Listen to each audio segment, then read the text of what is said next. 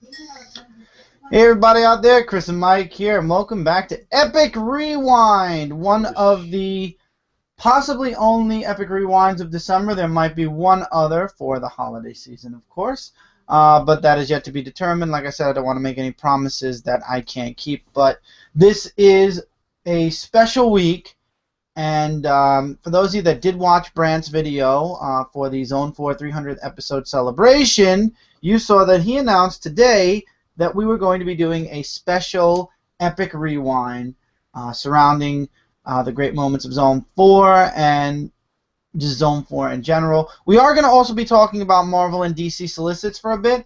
I have a couple of things I want to talk about, and Brant won't be here. He's obviously not here yet. He's very busy right now doing some stuff, but he will be here within the next half an hour, I'll say. Anywhere from 10 to 30 minutes from now, Brant will be on. We decided to start early. I know I did announce on Twitter that this was going to start at 9. Originally, we were going to aim for that, but then things started to happen, and we decided to aim for 10. So this is technically like a pre-show if you really want to look at it as anything. I will be checking comments periodically, as always. And so far we have none. I'm just making sure. Very busy right now doing some stuff. Okay, let me now quiet myself. There I go. But anyway, we got lots of stuff to talk about. We're going to have a great time talking about Zone 4 tonight. And the solicits, like I said, for March are out for both DC and Marvel, so I have a great time with that. So before Brant comes on, let's talk about a couple of things that I don't, that Brant probably won't be able to talk about at this time because this doesn't. This is stuff that we've been complaining about a bit and that we've heard people complaining about, but we haven't had a chance to talk about it yet. And it's surrounding gaming. And one thing I'm very happy about is Brant is getting a lot more into gaming, especially now that we have Hit Points, which Hit Points Episode 1 is available on Zone4Podcast.com now, as well as the expansion pack, which is a extended video that's on the Zone 4 YouTube channel, where Brant and I watch the Uncharted 4 gameplay footage that came out of the PlayStation Experience, and we gave our commentary on that. And we're hoping to do more of that as time goes on. Also with us is Cindy, but there's only 2 of us on the call right now, so I'd have to click her. She's not screen sharing yet, but she is going to be doing something pertaining to Zone 4 as well. We're going to be surprised, and we're going to see at the end. As always, she's muted due to a lot of heavy noise going on in the background at times. I want to make sure I've introduced everything and talked about everything before we start actually getting into the show. I hope you guys, by the way, are having a great holiday season. You know, Christmas is literally 5 days away. By the time this goes live, today's the 19th, tomorrow's the 20th. 5 short days until Santa Claus comes to town. I hope you guys get everything you wanted and more. I hope you guys had a great holiday season shopping for your loved ones, for your friends, for your family, everybody. We're having a great time here. We're going to have some fun on Brooklyn Boys next week for Christmas Eve, and most likely for Christmas as well, since Christmas is going to be a little different for us this year. But we got lots of things that we're planning for Brooklyn Boys. If you guys aren't subscribed to Brooklyn Boys and you want to see us going completely and utterly crazy, but she has already, you can definitely check out Brooklyn Boys 13 and check out all the crazy stuff. And more boys with a Z for extreme stuff. You can just go on my channel. It's one of the shared group channels things. Yeah. Anyway, one thing I want to talk about really quickly, and it has to do with this right here. This is Wave 2 Zelda. This is the amiibos from the Super Smash Brothers game now. My complaint isn't so much about Zelda. This is a beautiful figure, as a matter of fact, and I love the detail on this figure. It's really nice, and we'll be showing this on the haul video, which we'll be shooting later tonight, which will probably be up by tomorrow morning. The face is beautiful and everything. But anyway, my complaint is this. Wave 2 of the amiibos was supposed to be Zelda, Luigi, Diddy Kong, and apparently Little Mac. I didn't even know Little Mac was part of Wave 2 until I saw people starting to share pictures on Instagram of Little Mac. Now here's the problem. You go to Toys R Us, you go to NEU Gaming, you go to GameStop, this is all you find. I pre-ordered Luigi on Amazon.com, and I've yet to even get a confirmation that it was shipped. And I pre-ordered it, so that means I definitely got it. whenever Amazon decides to whenever Amazon gets it, whenever Japan decides to send it.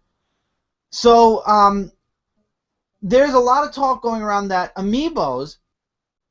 amiibos are going to be rarer to find than others. The first wave, Mike and I and Ellie were really lucky. We got the entire first wave of amiibos. But apparently I went searching on Amazon to see if it's true, and it is true. Marth, Link, a bunch of the Wave 1 amiibos are going for $30 and $40 a piece now. These things are $12.99 on release, on pre-order, on whatever. These things have quadrupled in price from side stores and everything because it sells out, and then Nintendo's like, oh, well, we're not making anymore. I guess it's going to be a rarity or something like that. They make more of one figure than another. We went to Toys R Us and we saw almost every single one. We did see almost every single amiibo from Wave 1. But again, Nintendo's going to pull this cheeky bullshit now of all times. These are freaking toys. They're trying to make their games kind of like Skylanders or Disney Infinity. And, you know, people are like, okay, it sounds fun. And their figures are beautiful. They're detailed. They're great. And they're worth the $12.95. But now you're going to throw in this cheeky bullshit, oh, it's rare, so you better pre-order them before they sell out. This is shady business, and you know, Nintendo's been doing really well lately when it comes to Super Smash Brothers, the Wii U system, and now Amiibos. They were really, this is Nintendo. This was promising for Nintendo. This was supposed to be something fun, not only for the players of the games, but for collectors' purposes as well. And Nintendo is slowly screwing it up royally. Because, remember, this is not only going to be going on for Super Smash Brothers. There's going to be Mario Kart, there's going to be Hyrule Warrior, and there's going to be Mario Party 10 when Mario Party 10 comes out.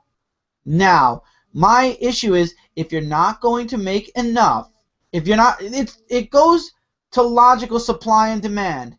If you're not going to supply the game players with the toys, or in this case, the amiibos that are in demand, you're going to lose sales. Because after hearing this, and after seeing how much they're charging for the other amiibos, if I cannot get my other Wave 2 amiibos at $12.95, I'll even go as far as to say $15, maybe $20, depending on how rare. If it goes anywhere beyond $19.99, I will not be buying any more amiibos because it's not worth it. Guys, anyone who's listening to me, if you think amiibos are worth the collector's value, if they're not.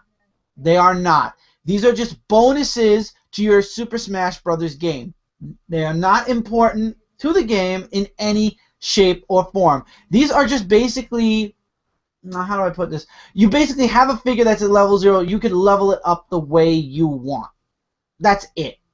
There's nothing really super special about them except the fact that they look gorgeous. What? What? You were going to say something.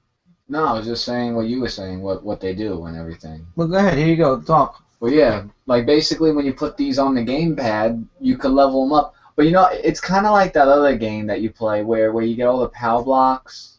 I forgot what it was called. It was a new thing that was added to the game. One where you collect all the powers and defense and everything. Like I can't remember what it's called. I have to. Alright, you'll look it up later, yeah. Yeah, but I think Coin Run probably, I don't know.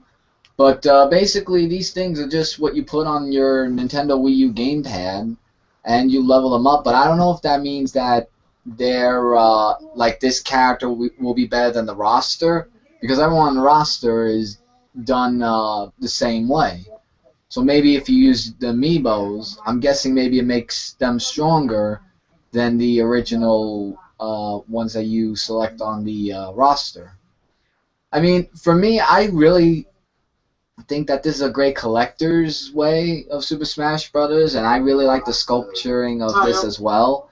But you know, the whole thing of just raising the price just because you don't get it early, that's kind of a little bit of a slap to the face to all of us that purchased Smash Brothers that came out for the 3DS and thought this was a good add-on. We didn't even know about the amiibos when we started Super Smash Brothers. They introduced amiibos to us a month or two before Well, there was talk about it, but they didn't start really throwing it out into the spotlight until about a couple of months before Smash came out. But it's just the fact that we got 3DS and the Wii U, and it's been like a great sale and all that. And now they're doing this just to put like more money to it. I mean, you're getting more money from Smash stop making Brothers it a rarity. itself. I mean, it's. I mean, this was a nice add-on, wasn't it? Yeah. This was a nice add-on. It wasn't my phone. It was probably what you're looking for. Yeah. This was a nice plus to the game, and they ruined it. Smash Run. Smash Run. Thank you. This is slowly ruining. This is going to be the ruination of Nintendo, and this is going to slowly ruin Smash Brothers for a lot of people. For me personally, I don't need this. I don't care if I get the rest or not. I got Link. I'm happy. Mike got Fox. We got Mario. I pre-ordered Luigi. If I could get my hands on on an Ike and a Captain Falcon, I'm done. They're going to make a Mewtwo. You know they're going to make a Mewtwo or any other... Well, wait, do DLCs really count? I don't know if they count. That's the thing. They're not making anything... If they get Mewtwo, I'm getting that when it's a pre-order. Because that's like my favorite Pokemon. So, no. If Mewtwo comes out, that's mine. If you can get your hands on it. Well, yeah, well... I mean, financially, I know I will be able to. And we already got a couple of comments, so go ahead, finish yours. So I'm just saying that it would be awesome if they made a Mewtwo. That's all. Now, I apologize, guys. These things are showing up a bit late, so I really do apologize. We have 3 comments already, and they weren't there 2 seconds ago, so just please be patient with us. I'm going to figure out how YouTube is working this crap at some point. But anyway, Jeremy Renfro. Hey, guys. How are you guys doing tonight? We're doing great, Jeremy. Great to have you on with us again. He hasn't missed a live show yet. Wow. So that's awesome. Jimmy, no, I was looking, wow, really good. Excuse me. That was a video. Justin Paget. Justin, how's it going, guys? Things are going great, Justin. We're enjoying our little celebration for Zone 4. Brant will be here soon. We're going to have a great time. Excited for Zone 4 celebration. Mike, how do you feel about Eternity War coming, the War on Eternia, He-Man? Oh, that one, yeah. That's going to be awesome. I think it's going to be really awesome. Like, from what we saw from the origin story, I think it's going to build up to something even, like, bigger. Maybe we'll get an actual, it'll go back to He-Man and the Master of the Universe ongoing. It could be, but hopefully it will be an ongoing, and we'll get more of the Grayskull and I have the power and all that action and stuff. Yeah. And then we got Scotty Showman. Hey, Chris and Mike, congrats on Zone 4 on to Zone 4 on 300. Happy holidays to you guys, too. Oh, thank you, Scotty. We appreciate it, and we're really happy you're on with us.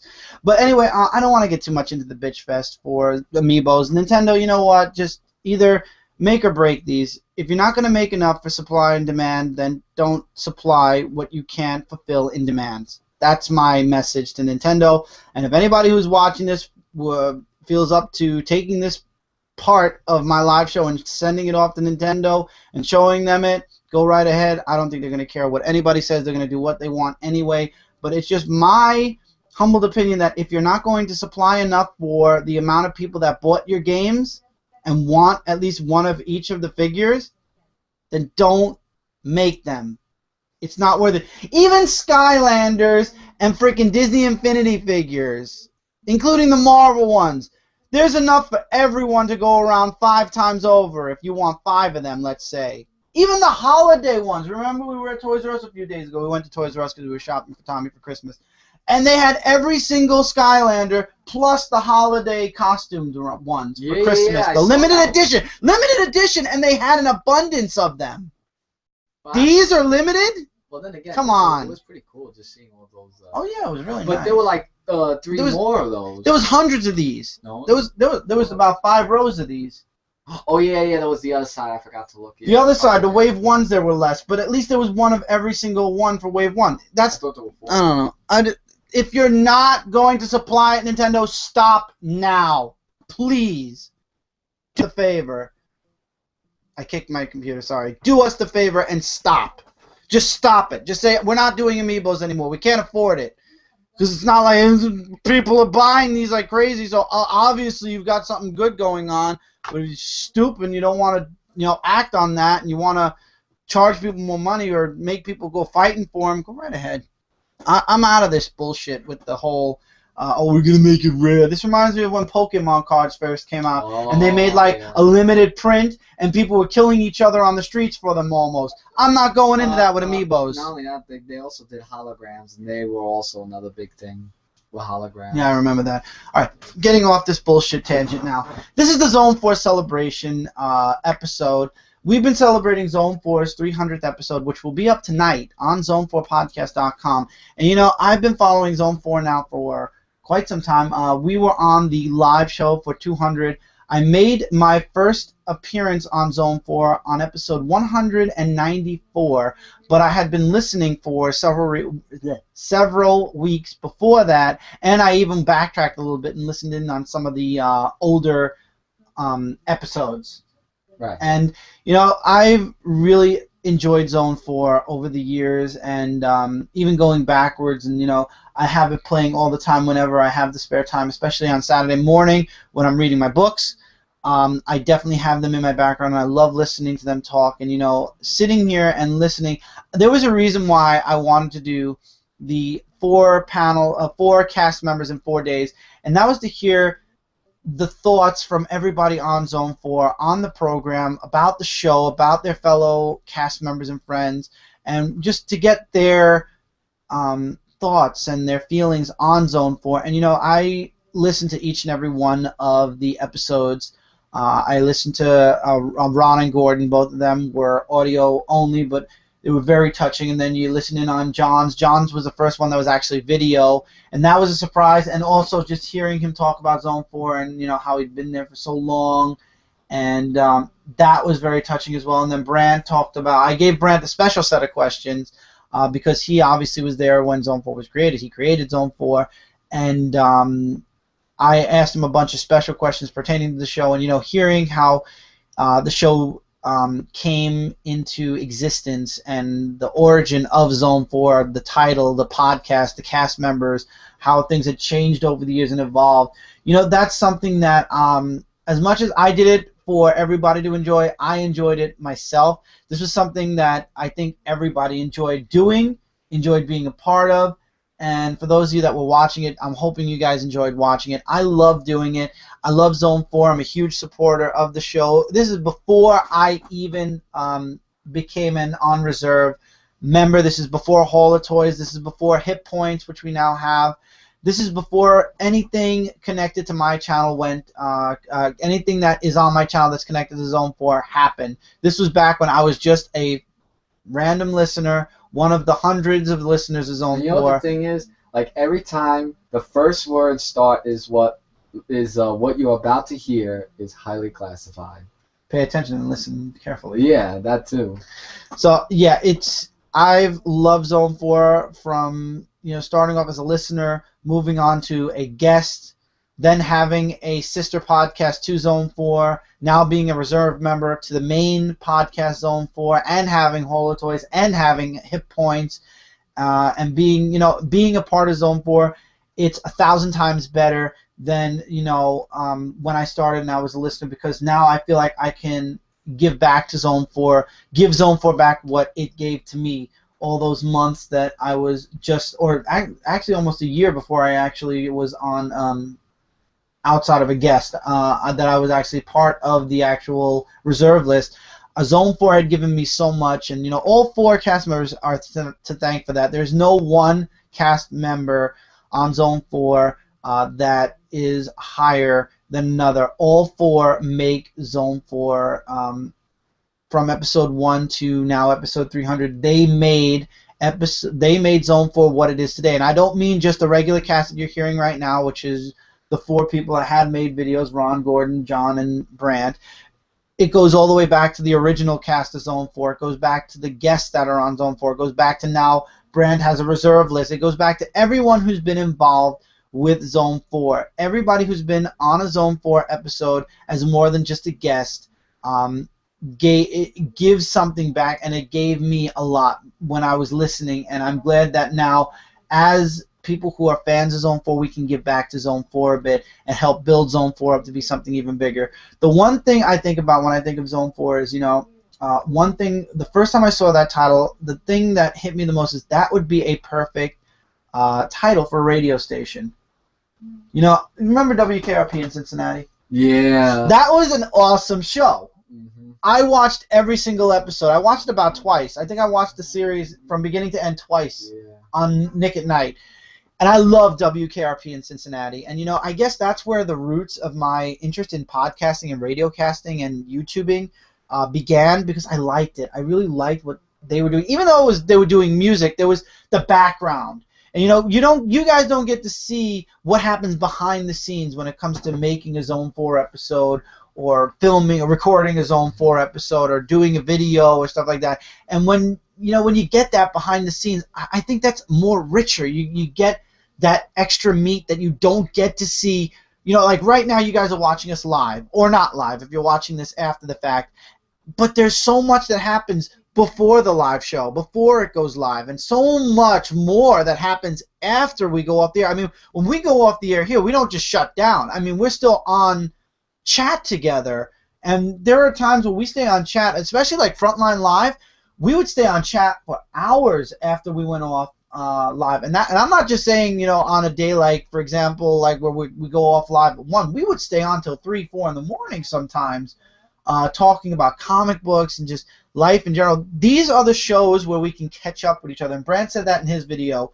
You know, you don't talk to everybody during the week. I mean, we have Group Me now where we can chat, but for right now, for example, me, I'm working. I don't have the time to be on Group Me because I have that extra work schedule, so I'm not on my phone as often as I'd like to be, like I was last year. So the live shows and the podcast are the one time where I actually get to sit down with my friends and my family, because I consider them my family, on Frontline and here, and actually talk with them for a while before and after the live show about life, what's going on, how everybody's doing, what everybody's up to, you know.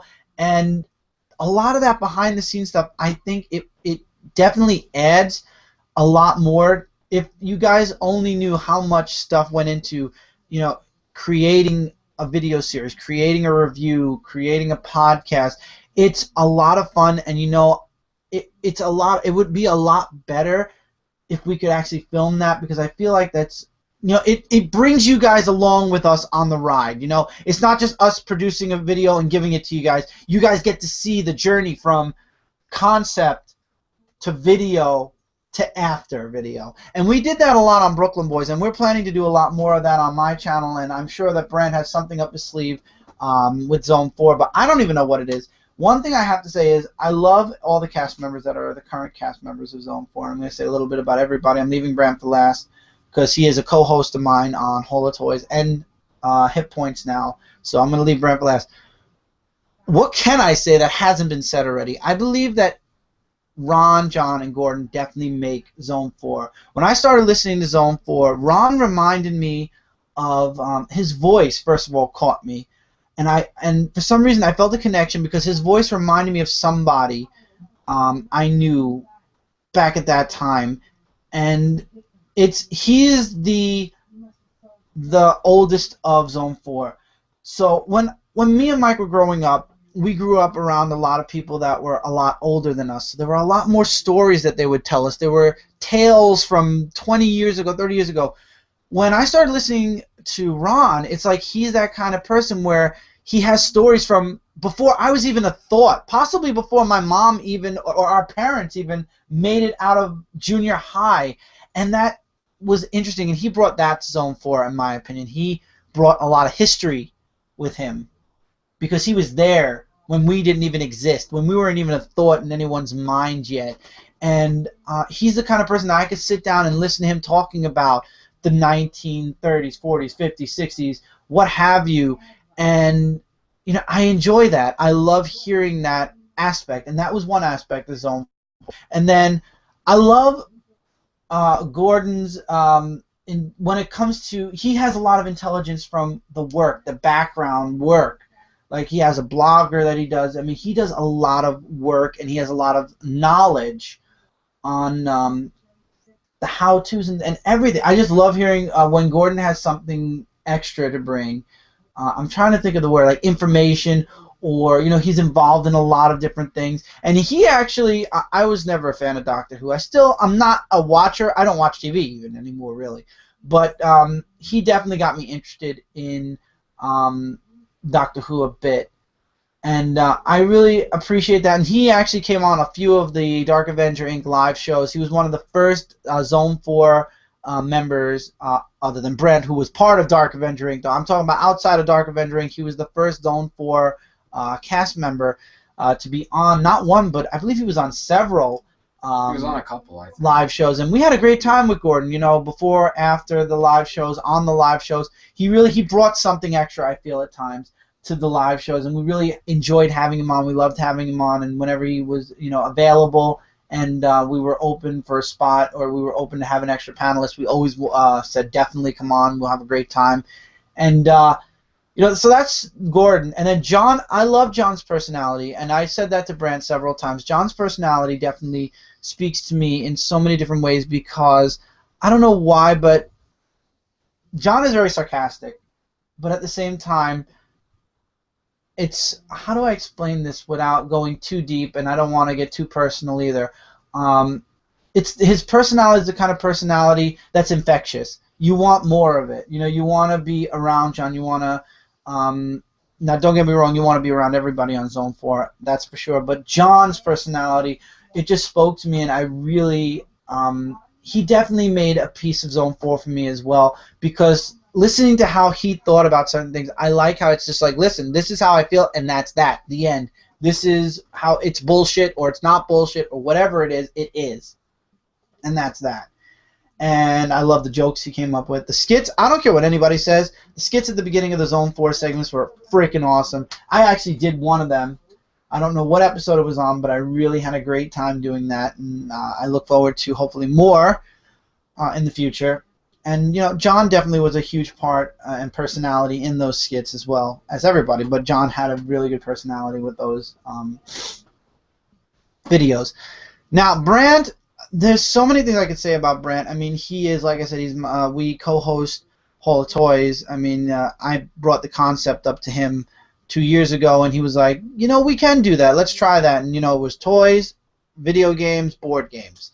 And I love the show. The first episode, I was wondering, okay, is this going to be like a one-hit wonder? Is this going to be something that, we're going to do, and then a couple of weeks from now or a couple of months from now, we're not going to want to do it anymore? What are we going to do? And yes, the format on Hall of Toys has changed. It went from a bi-weekly show to a monthly show. We now took the gaming section out. But the reason we took the gaming section out is because we are heavy into gaming, and I'll get to that in a bit. But, Brant's been my co-host. We co-host several shows together. I mean, he joined us on Dark Avenger Inc. I reached out to him after listening to so many episodes of Zone 4, and I said, look, if you'd like to join us on Dark Avenger Inc., we'd love to have you. We really were growing at that time, and we wanted to be, we wanted to have more people on. And he watched Dark Avenger Inc., and he formulated an opinion. He loved it.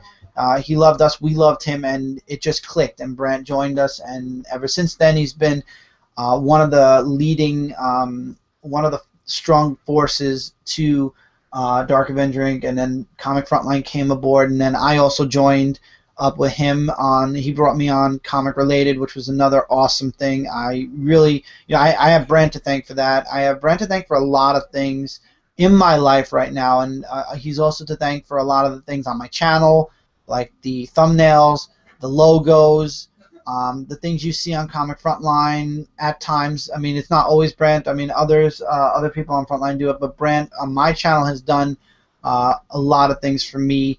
And he's just an amazing person, and he's definitely one of the people you want to meet. His ideas, his dreams are amazing, and I was always a dreamer. Yes, always, and I stood in awe because his dreams are amazing, and you can't help but I'm getting something. I can't help but okay, he'll be on momentarily anyway. And, Brant is just an amazing person, and I feel like, I am honored to have him as one of my closest friends online, one of my closest friends in my life, a person I definitely call brother as well. And he's just, words can't describe Brant because he is definitely something special, and I think everybody on Zone 4, I was hoping to hit something with everybody on Zone 4, but I'm sure that all the guys on Zone 4 would agree with me, as well as everybody who's ever met Brant. Brant is definitely something special, and the world definitely needs more Brants in it, in my opinion. Um, he is a genius beyond most of the people I know. There are people like myself, Mike Spider Slayer. We're all on the same level of we know what we want in life. We have dreams, and I'd like to say definitely Brant is up there with amazing dreams as well. And Mike Spider Slayer, another person whom I pale in comparison with. His dreams are amazing as well. But we're not talking about Comic Frontline. But I think when it comes to Brant, and everybody on Comic Frontline, I think will agree with me too. He is definitely a personality, not only for Zone 4, not only for comic related, not only for Comic Frontline, but his personality in general. A lot of people are on Zone 4 because they love Brant. The people that sit with Brant each and every week on Zone 4 definitely love Brant, because if he was a person you didn't want to be around, you didn't like, you'd find excuses, you'd find reasons why you couldn't be on, and next thing you know, you'd have a rotating Zone 4. Every other month would be a different set of members.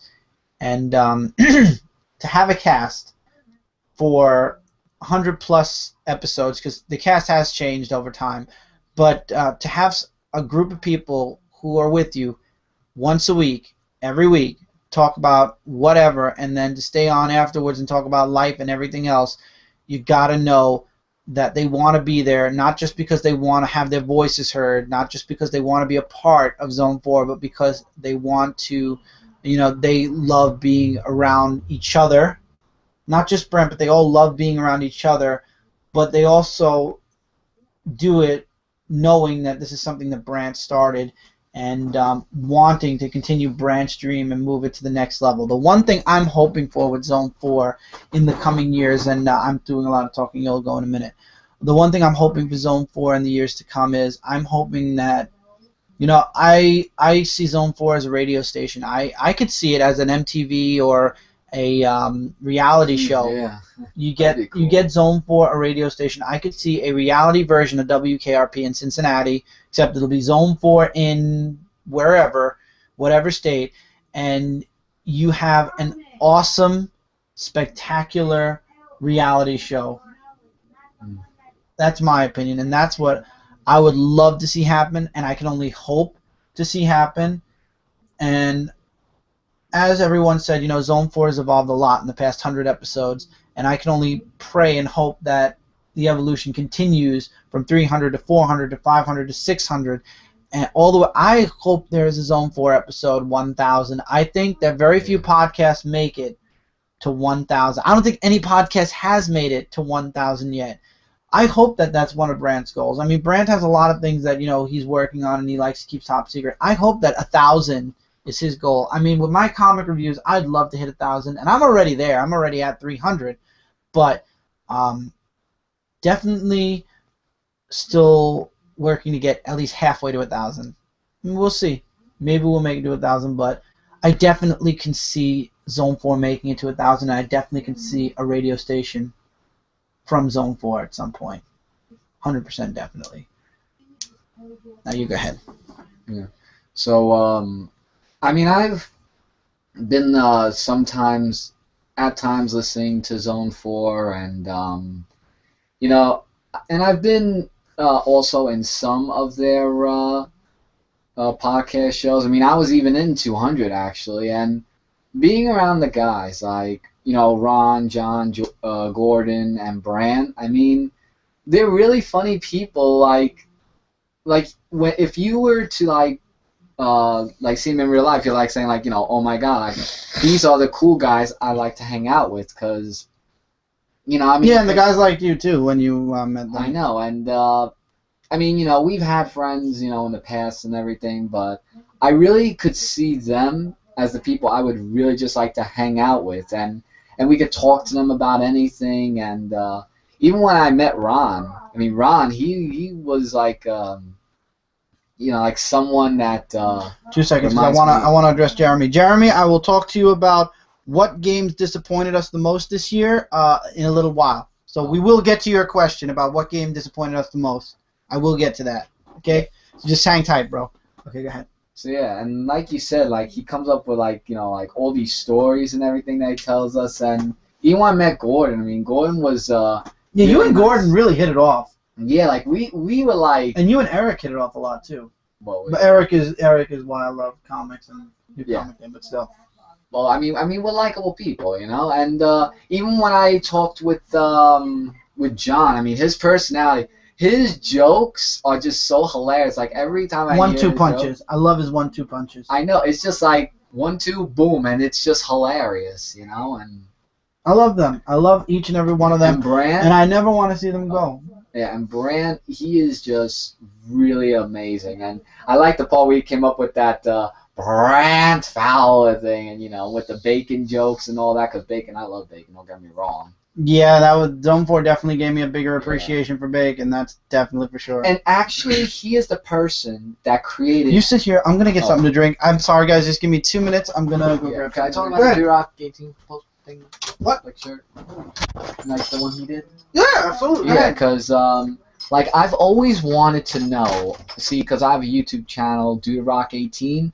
I've always wanted to know if I had my own logo, what would it look like? And when Brand said that he had a logo of my D-Rock 18 channel that he wanted to show me, and when I saw it, the Rock On thing and the D-Rock 18 with the yellow, and I was like, wow, that's really amazing. And I will put it on my YouTube channel, but I do the whole thing like every time when I reach my 1 year later video, I put that as my default picture. I did show it in my 7-year video along with the New Year's video with the link to purchase the shirt on the website. And even when I saw the shirt last year on Christmas Day, I was like, whoa, a real shirt of D-Rock 18. And I wore it the whole entire week because I was just so amazed. Like, wow, it's been so long I've been on YouTube. And to think that the design would look like that, because I've always wanted to know what it would look like. And Brand, he just hit like the hammer on the nail and just got it down at the right point. I mean, the whole Rock On sign and the Hard Rock Cafe like logo, and of course I got the variant mic because if you order it, it says Rock On in the back because that's my catchphrase, Rock On, what I say in the end. And but overlooking that, Brant is a really valuable person to to talk to, and he's on Comic Frontline as well. I mean, he is the type of person that just brings the whole comics to the table, and he just knows about the whole comics in general. And the other guys too on Zone 4. I even am honored to appear on some of these Zone 4 podcasts because I like to do podcasts as well. I just don't do it on my channel as much, but in the coming year, I'm thinking about doing it, but I'm not too sure about doing it. But with all that said and done, Zone 4, I congratulate them for reaching to 300, a milestone in the making to, making it I'm in the way. to making it this far. And just like I said, it's really an honor to make it on some of the Zone 4 episodes. And who knows, maybe if I have extra time, I might be in some of them if they need, more people in it. And I'm always sometimes available. It's just that life for me is, of course, very hectic and busy. But if I do have the time, then I would definitely be more than not say, yes, I will be in an episode as well. And that's another thing. We started hit points, and one thing that and there's Brant. Brant is sideways. I'm sideways? Yeah, you're this way. Yeah, you gotta go this way more. Hold on. Dude, I'm sorry, I'm on the There phone. you go. There, that's better. Now we see you right side up. Oh, now the camera's moving. Yeah, sorry, I'm trying to fix it. So, Brian, how you doing tonight? I'm doing okay. Oh yeah, you were gonna get to that comment. What comment? Well. Oh yeah. Oh my God, we finally got Brand on an Epic Rewind, and it's episode 2, ironically. See, we only have to theme it more Zone 4-esque, and he's here. Yes. Oh, Brand. So 300 Zone 4 episodes. I gotta ask you, how's it feel, man? I mean, to make it that far. It's huge. I mean, I never imagined it would go that long. It was just something we did to get together and talk about comics. I never imagined it'd be 300 episodes later. It's pretty cool. I know, and it's really a big thing for you guys, and just Is it uploaded yet, or is there a target time? It is live everywhere except for Comic Frontline, and it'll be up there after this show. Yeah. Okay, so zone4podcast.com, it's up. Yes, it's up there. It's up on comicspodcast.com. It's up on Comic Related. It should be up on Stitcher and iTunes by now as well. All right, so give us a little preview. Tell us what was talked about a little bit without giving any spoilers away, so people will want to watch it. Well, we had a very special guest drop by, kind of timed and themed with the holiday, and that's all the hint I'm giving. Okay. And it was just a free-form flowing episode where we were asked questions, we asked this person questions, and just kind of banter back and forth and have fun with it. Awesome. So, did any major announcement happen? Any major announcements happen at the end of the show? Yeah. Well, everybody knew we were going to take at least a 2-week break after 300. Right. Kind of recharge, go over the holidays, and kind of break our streak on purpose. Mm-hmm. And I talked about that a little bit in my video on your channel, actually.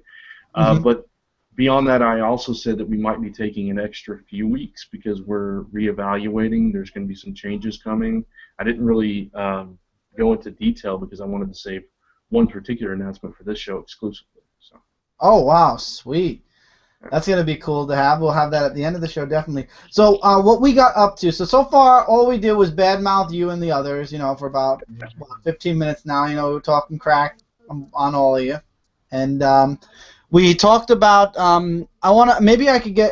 mentioned this before you came on because like I said to everybody before at the beginning of the show, I don't think this really pertains to you yet because I don't think you and Lisa are interested in, I know you're interested, but it's not important to you at this time. And we were talking about the amiibos and how the second wave, Nintendo made the announcement that, some figures will just be rarer than others.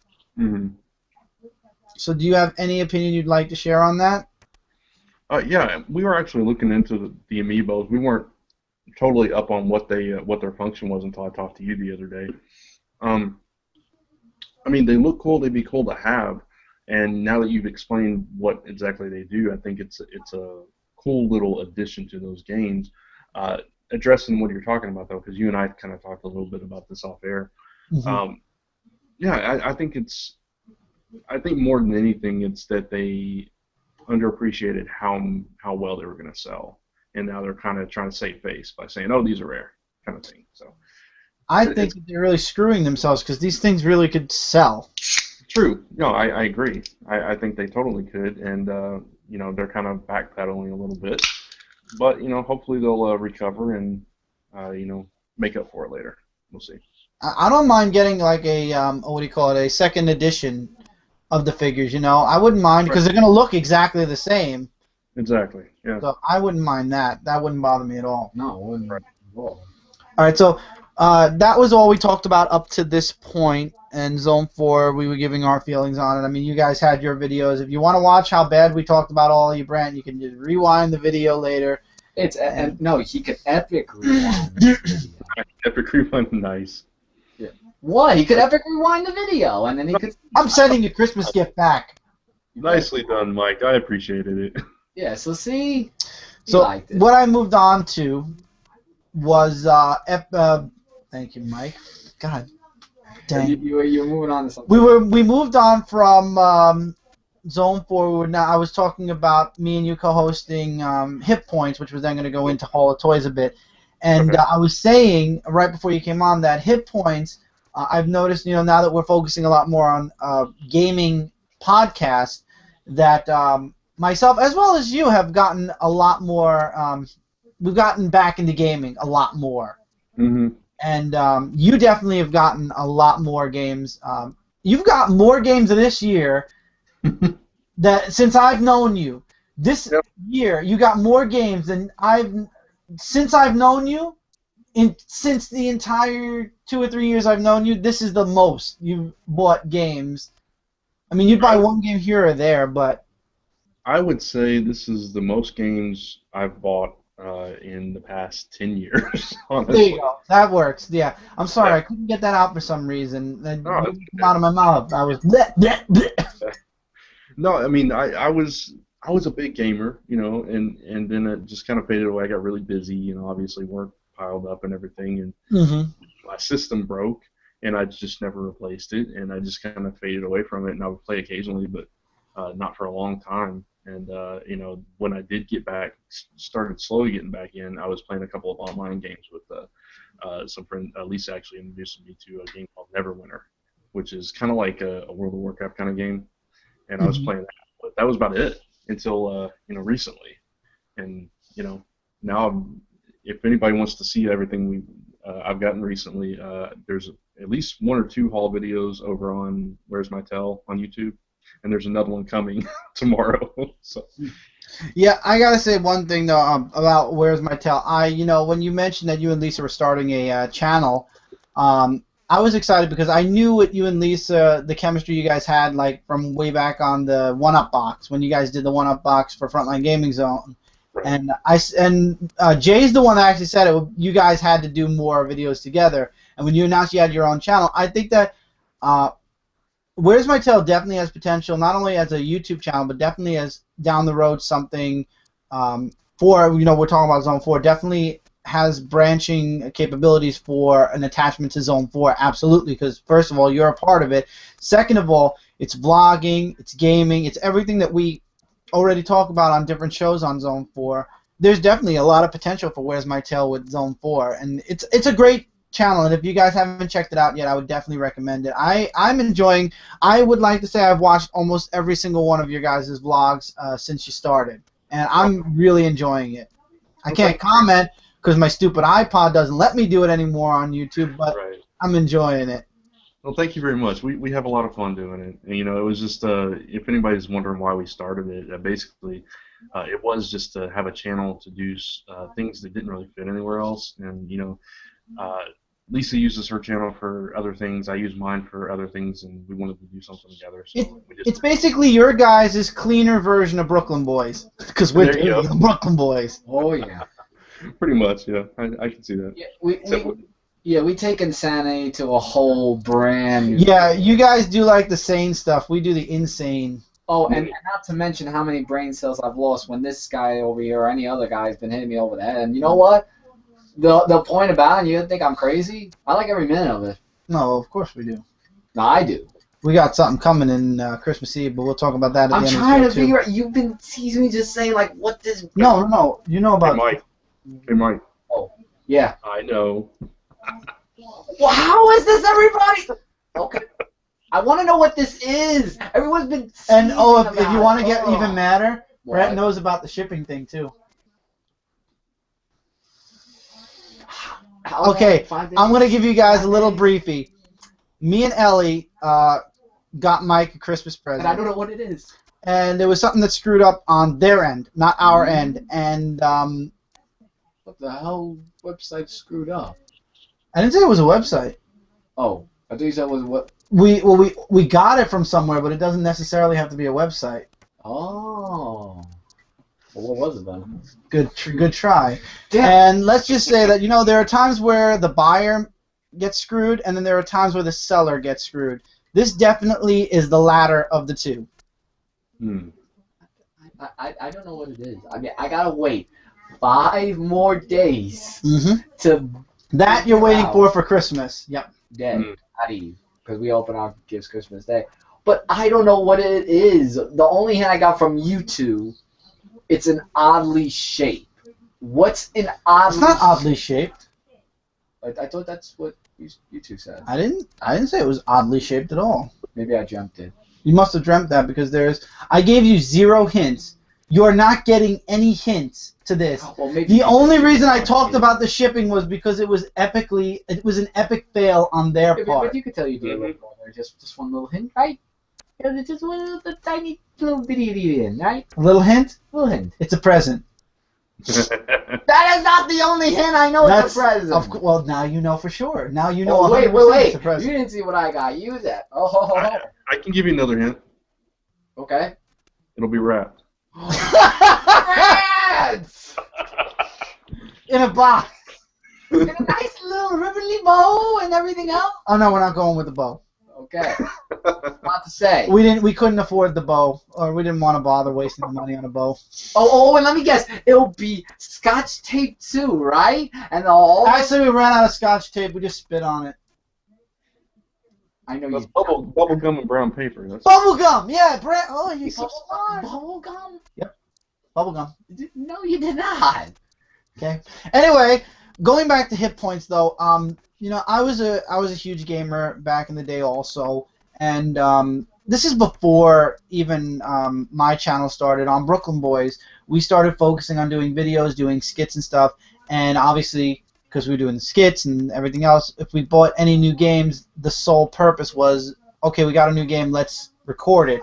And I think that took away a little bit from us, the gaming part, because not that it became a chore. I don't want people to get the wrong idea, but it became like, oh, we have to wait to record. We can't play this on our... You know, in our mindset, we wanted to record everything we did. Brooklyn Boys was our life, the open book.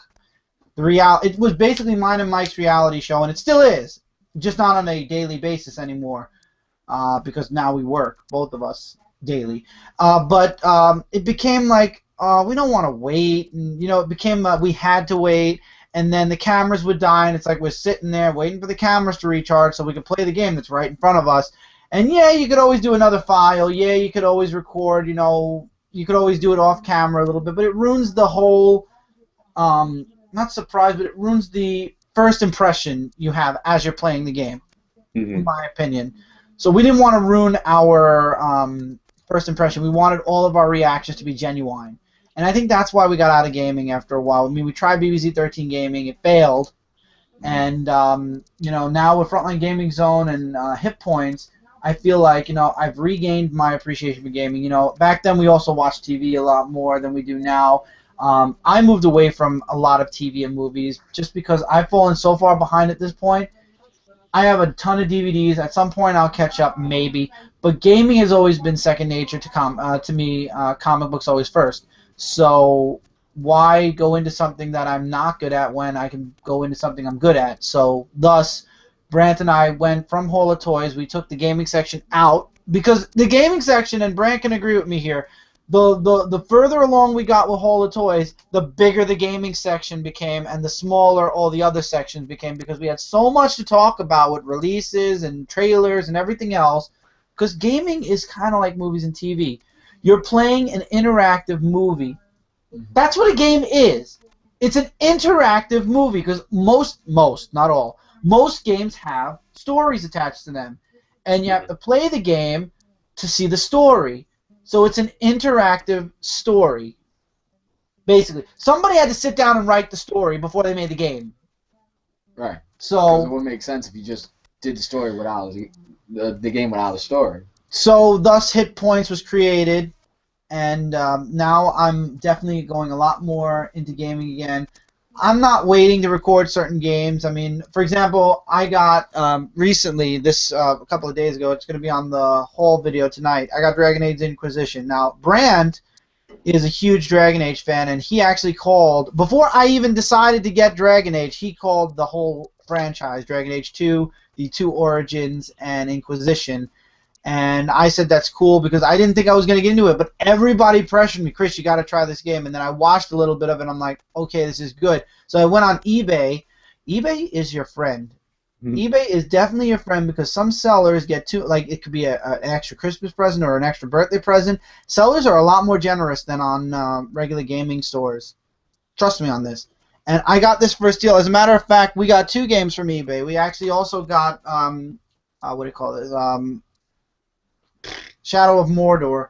I don't know why it left me. I just was going to call it Middle Earth. And this is the PlayStation 4 actually has exclusive content that we actually got that we had to put onto our PlayStation. So we got 2 games for basically the price of 1 thanks to eBay. And brand new, in shrink wrap. Like they weren't touched. So eBay is your friend, guys. And we're going to get Brant to get a PlayStation 4 so he can actually play some of these games with me that I bought now. That would be nice. That would be great. Anybody wants to, you know, in honor of the Zone 4 300 celebration, wants to send me a Christmas gift. I mean, hey. But Hit Points definitely rejuvenated my want to go back into gaming. And literally, since we were thinking about hit points, we were talking about wanting to do this for months, Brent. How long were we planning it? I would say we were planning about 2, 3, maybe 4, maybe even 5 months, almost a half a year. Yeah, probably close to it. Yeah. And because of that, I definitely got back into gaming, and that's when Frontline Gaming Zone was created. It was around that time too, and we got more games. We got more games this year than we have in the past. Let's see, how we stopped gaming about 5 years. Let's say. No, Yeah, you guys got a lot. 3 years? well, it's been 3 years since BBC 13 Gaming. Okay, 3 years. The past 3 years. Before that, we basically got the same amount. But that's again because we stopped buying DVDs. We stopped really getting into like the expensive stuff, and we went back to what we know. Biggest thing I could tell anyone, and the biggest piece of advice I can give anyone: stick with what you know, and don't try something that you don't want to, because you know what? You'll leave what you know. You're gonna go into something you don't like. You're gonna hate it. It's gonna ruin whatever you're on, and then you know what? Just like us, you're gonna go right back to what you know, and you're gonna become an. It's like when you quit something and then you go back. You go back tenfold. It's twice as bad because then you want everything and you want to catch up on the things you missed out on, and yeah, we caught up on a lot this year. Yes, Not just on the new games, on the old games. Mm-hmm. You want to grab that game real quick? Which one? The one that we got from Toys R Us when we you were mean at this Toys one? R Us. Speaking of Toys R Us, we actually picked this up for $8, pre-owned, but in A1 condition. Apparently somebody didn't want it, so $8 for the Darkness 2. Why did I buy it? I don't even read the Darkness because the game looked cool, and I got a PlayStation 3 last year. I mean, there you go. I don't know why I do half the shit I do. I just do it. Wait, Brent. What about you? What are hit points and everything? We didn't talk about Hall of Toys yet, but if you'd like to, like, start from hit points and then move into Hall of Toys, we could segue into it then. What are you asking me exactly? Nothing. Just your thoughts on hit points. Oh, and, yeah. like, the creation of it, etc., gaming. Yeah, I mean, like you said, when we were doing the games as part of Hall of Toys, it just kind of exploded. That section. It started off as a small section in the middle of the show, and it started expanding and expanding and expanding, and it became most of the show. So we did like that small little toys, big giant game section, and then the rest of the stuff at the end. And we talked about this too, how not just moving here, but all talking to you for the past couple of years and everything, and your enthusiasm for gaming just kind of got me back, got an itch, and I had to scratch it. And so I mean, it seemed natural to progress into a gaming podcast and talk about that kind of stuff, and which means I have to play more. So, and I'm not complaining. I'm definitely game for it. I'm psyched about it. I'm just ready to do it, man. I've been playing retro games. I've been playing newer games. I would love to get into retro games more on hit points. Talking about retro games. Well, retro games, I am like one of those people that like to play classic games and stuff like that, because classic games, like, the biggest thing that I could say that was the biggest error that happened was when the Nintendo 64 came out. That was like a whole new gaming to a whole new level. At least that's what I think. Mm-hmm. What about, there's one game, I'm glad that Brant's living with Lisa now, because now he has at least he has one new gen system, and he has PS3 and he has the Xbox 360. Mm-hmm. And because Brant has the Wii U, I came into interest during Green Monday, which is one of the sales that I screwed Brant and Lisa out of more money. Yeah, before you continue with that, let me just say, currently on the Wii U in the other room, Lisa and her brother are playing Super Mario World. So. Yeah, Lisa and her brother. I actually had a chance to play with you guys on Super Smash Brothers. It was awesome. We definitely have to do it again. Yeah, we got to. Maybe not through Skype since it was hard to hear. Maybe through the phone, but definitely talking wise. But anyway, the game I forced Brand to get. Whoops, excuse me a second, because Cindy can't talk yet. No, it's not Cindy. You still can, but we'll get to you in a second. We're gonna get to Cindy, who wants to share thoughts on everybody on Zone 4 as well. The one game I got that I told Brand he had to get because it was on sale during Green Monday was Monster Hunters, Number 3. This is the Ultimate Edition. I guess it's called Ultimate because it's in America. Starts in Japan. Right now, Monster Hunter 4 is on the 3DS, which Brant also has a 3DS, so we'll probably get Monster Hunter 4 when it comes out. But the game looked awesome. It was $20. This is a $50 game, and there was 5 left. I got one. I think, Brant, did you get it on Amazon, or did you get it from another store? Amazon. Amazon. So me and Brad are definitely going to be doing this game at some point. If you guys have a Wii U, if you guys would like to join us in our clan of whatever, I'm going to call it a clan because I have no clue what the hell you would call a group of people in this game other than a group of people or a clan. But if you'd like to play with us, you feel free to message myself or Brant, and when we play, we'll let you know. And if you're free, you can come on with us and have some fun. And you could also friend us on the Wii U. It's Brooklyn Boys 13. That's Brooklyn with a space and Boys 13. Boys and 13 are together, yeah. So we'd love to play with you guys. But Brant and I have this game on purpose. I didn't play it yet because I waited for Brant to get his so we could play it together. This is a co-op game online. And it cross-platforms also. It goes all the way to the 3DS if you want. For example, if I have it on here and Brant has it on the 3DS, we can still play together. And I think that's awesome. Yeah, that is really awesome. And I do have mine now. It's in the haul video tomorrow. Awesome. So really quick, I'm going to go to Cindy. Cindy, I'm going to unmute you. Cindy wanted to, she's screen sharing, but she wanted to share some thoughts on Zone 4, and I can't unmute her because she has to unmute herself. Cindy. She's moving at a slow pace. Give it a second. No, unmute yourself.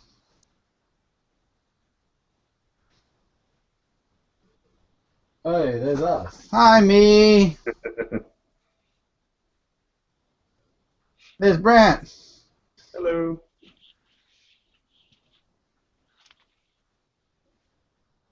Cindy, just click the microphone. Oh, the age of technology. Or you could stop screen sharing first. That would be nice. Or she could just completely poop out. Well, let me take this opportunity to apologize for eating on the show. I hadn't had dinner yet. I already told everybody at the very beginning Okay. that you're working like quadruple time. Everybody already understands that. So Yeah, I know the feeling of that, Brant. I had quite a few this week, but it's the holiday. Yep, she season. froze out. She just texted me. She'll be back on. 'Tis the season, right, Brant? Yeah, absolutely. It's the season where we'll all eat bacon. Oh, there you are. There's Cindy. Hey, Cindy. Hey, Cindy. Right. Moving because I'm not in my end. You're moving. Go ahead, talk Yeah. while you have the chance before you die. Okay. I don't know.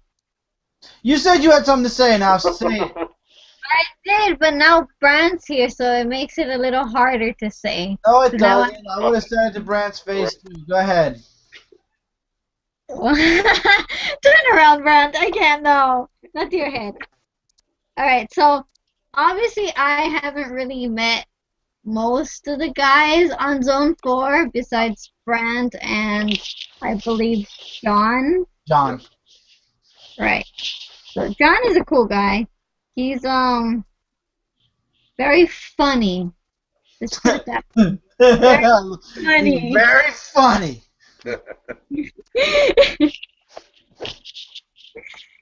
So he's cool. And I enjoyed talking with him that one time I actually got to meet him. Yeah. That was a And fun conversation. Brant, Yeah. like everybody else here, I have a lot to say about Brant.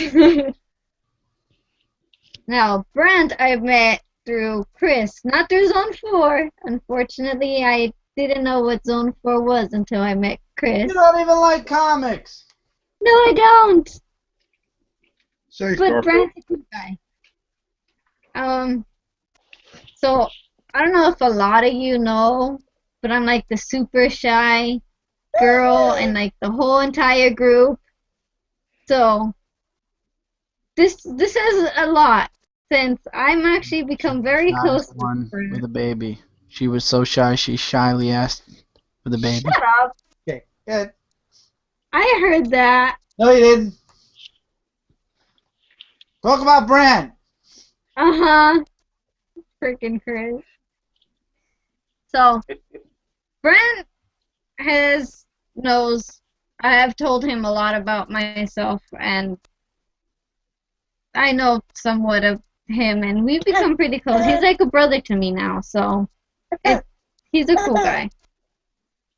And yeah, whenever I need someone to talk to besides Chris, I can always count on Brant to always have my back there. So I just wanted to say thank you, Brant, for everything, and Zone you know, 4. shut up. Zone 4. I don't know Zone 4. Yeah, that means a lot, though, Sandy. Thank you very much, and you're a dear friend to me too. Yep. And hi, Tommy. Yeah, hi Tommy. He has a. Okay, so you go back to your Minecrafting. Brent doesn't know what you're building yet, so you do that. And I'll mute you for you. Can unfreeze my mouse again, Okay, I'm gonna mute you though, okay? please, because I don't know how to. Okay. Oh, she's muted already. Anyway, back to the main topic. So, That was very sweet, though. I have to say, I really appreciate the kind words. well, at least it made up for all the bad things we said. Somebody had to, right? Right, somebody had to say something nice. Yep. But anyway, moving right along. Yep. Hola Toys, though, is the first podcast on Zone 4 that Brant and I actually co-hosted together. Brant, do you remember how we actually came up with the idea? Because for the life of me, I remember bits and pieces, but really, I feel like we just basically said, listen, we want to do a podcast together. Let's do it on toys, games, and board games. I want to share something, but I'll let Brant go first. I think we just said, let's do it. I think so. I don't remember exactly how it started either. I know you were really into toys and action figures at the time. I mean, you still are, obviously. But I don't remember. We must have been talking about it a lot, or maybe the topic came up and we were just talking like, hey, we should have something where we can talk about this stuff. And yeah, I think it just happened like that. It's like, okay, let's do it. Yeah, we did it. Yep. The rest is history. Yeah. Also with the whole thing of, hello, I'm Chris, I'm Brant, and welcome. Welcome to Toy Zone. Yeah. It was supposed to be. It was like so hi. hilarious. I saw you guys. It was like literally hi. I'm Chris. I'm Brant. Welcome to Toy Zone. We never could get through it without laughing. Because it was so funny. Like you just. And it's funny because Toy Zone became Hola Toys and Game Zone became Midpoint. So we still don't have any more zones. We got out of the zone. We're out of the zone. No. Mike's gonna start Rocker Zone. I did not say I was starting. Or Web of the anything. Rocker. I said I wasn't gonna start anything yet. I thought it was your friendly neighborhood rocker. Oh my Friendly God. Neighborhood No. Rocker. It is not that name. I am coming up with something. Just give me time. Back off. I did not say that. Back off. I'm Batman. No, I'm a Ninja Turtle because I'm wearing Ninja Turtle, so yeah. So, Brent, I did mention we were going to go through the solicits for DC and Marvel because me and you, well, you were on Frontline Live this past week. We were super busy. I think we were shopping, actually, that Tuesday. And I would love to go through the solicits because this is, for DC, this is right before we go into Convergence. And for Marvel, I believe it's ending Spider-Verse. There's a few books that are ending, and there's some new Star Wars books. But before we do that, as always, as I always promise you guys, this is the show for you guys. So I'm going to really quickly check the comments, see if anybody said anything. And so far, the comments... Oh, there is one comment now that Brant's here we could talk about. Jeremy asked, what games have disappointed you most this year? Brant, are there any games you would say that disappointed you this year at all? Well, I mean, I haven't played a lot yet. I'm just now getting. I just now bought a lot of stuff, so I haven't had a chance to play a lot of things.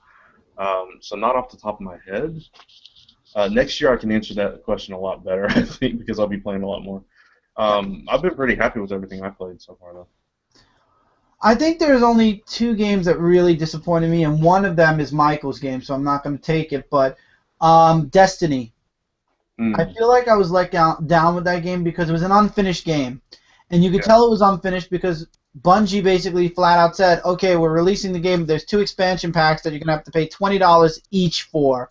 $20 more each, so that's $40 more for a $60 game. You're paying $100. And I don't know, the gameplay just didn't feel good after a while. It felt like a very incomplete game, and I got it for the Xbox One, which also took away from me because I really should have gotten it on the PlayStation 4. And I feel bad I got it on the Xbox One. I think that also soured the game for me a little bit.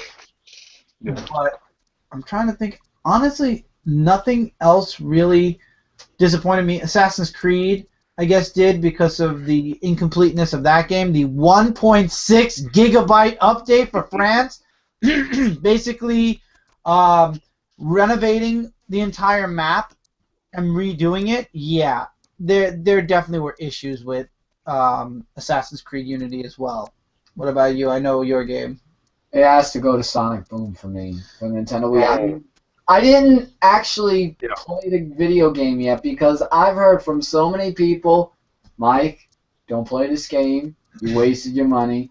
The story is just completely just out of continuity of all the Sonics that's been in the past. They made Knuckles' IQ level of 0 so whatever. So it's the characters that really ruined. Characters, yeah. But no, it's not that. There's like so many of these glitches, and it's just some of the ending part was really just doesn't make sense at all. Why? Well, I could spoil announcements already out about Knuckles with what he did in the end. I should have done the other thing the other way. I really didn't pay much attention because I was focusing on other things. Sonic was very disappointing. When you reboot, I have some news. I have to ask Brant to be as we go ahead. Finish with Sonic Boom. Yeah, I want to comment on Sonic Boom too after Easter.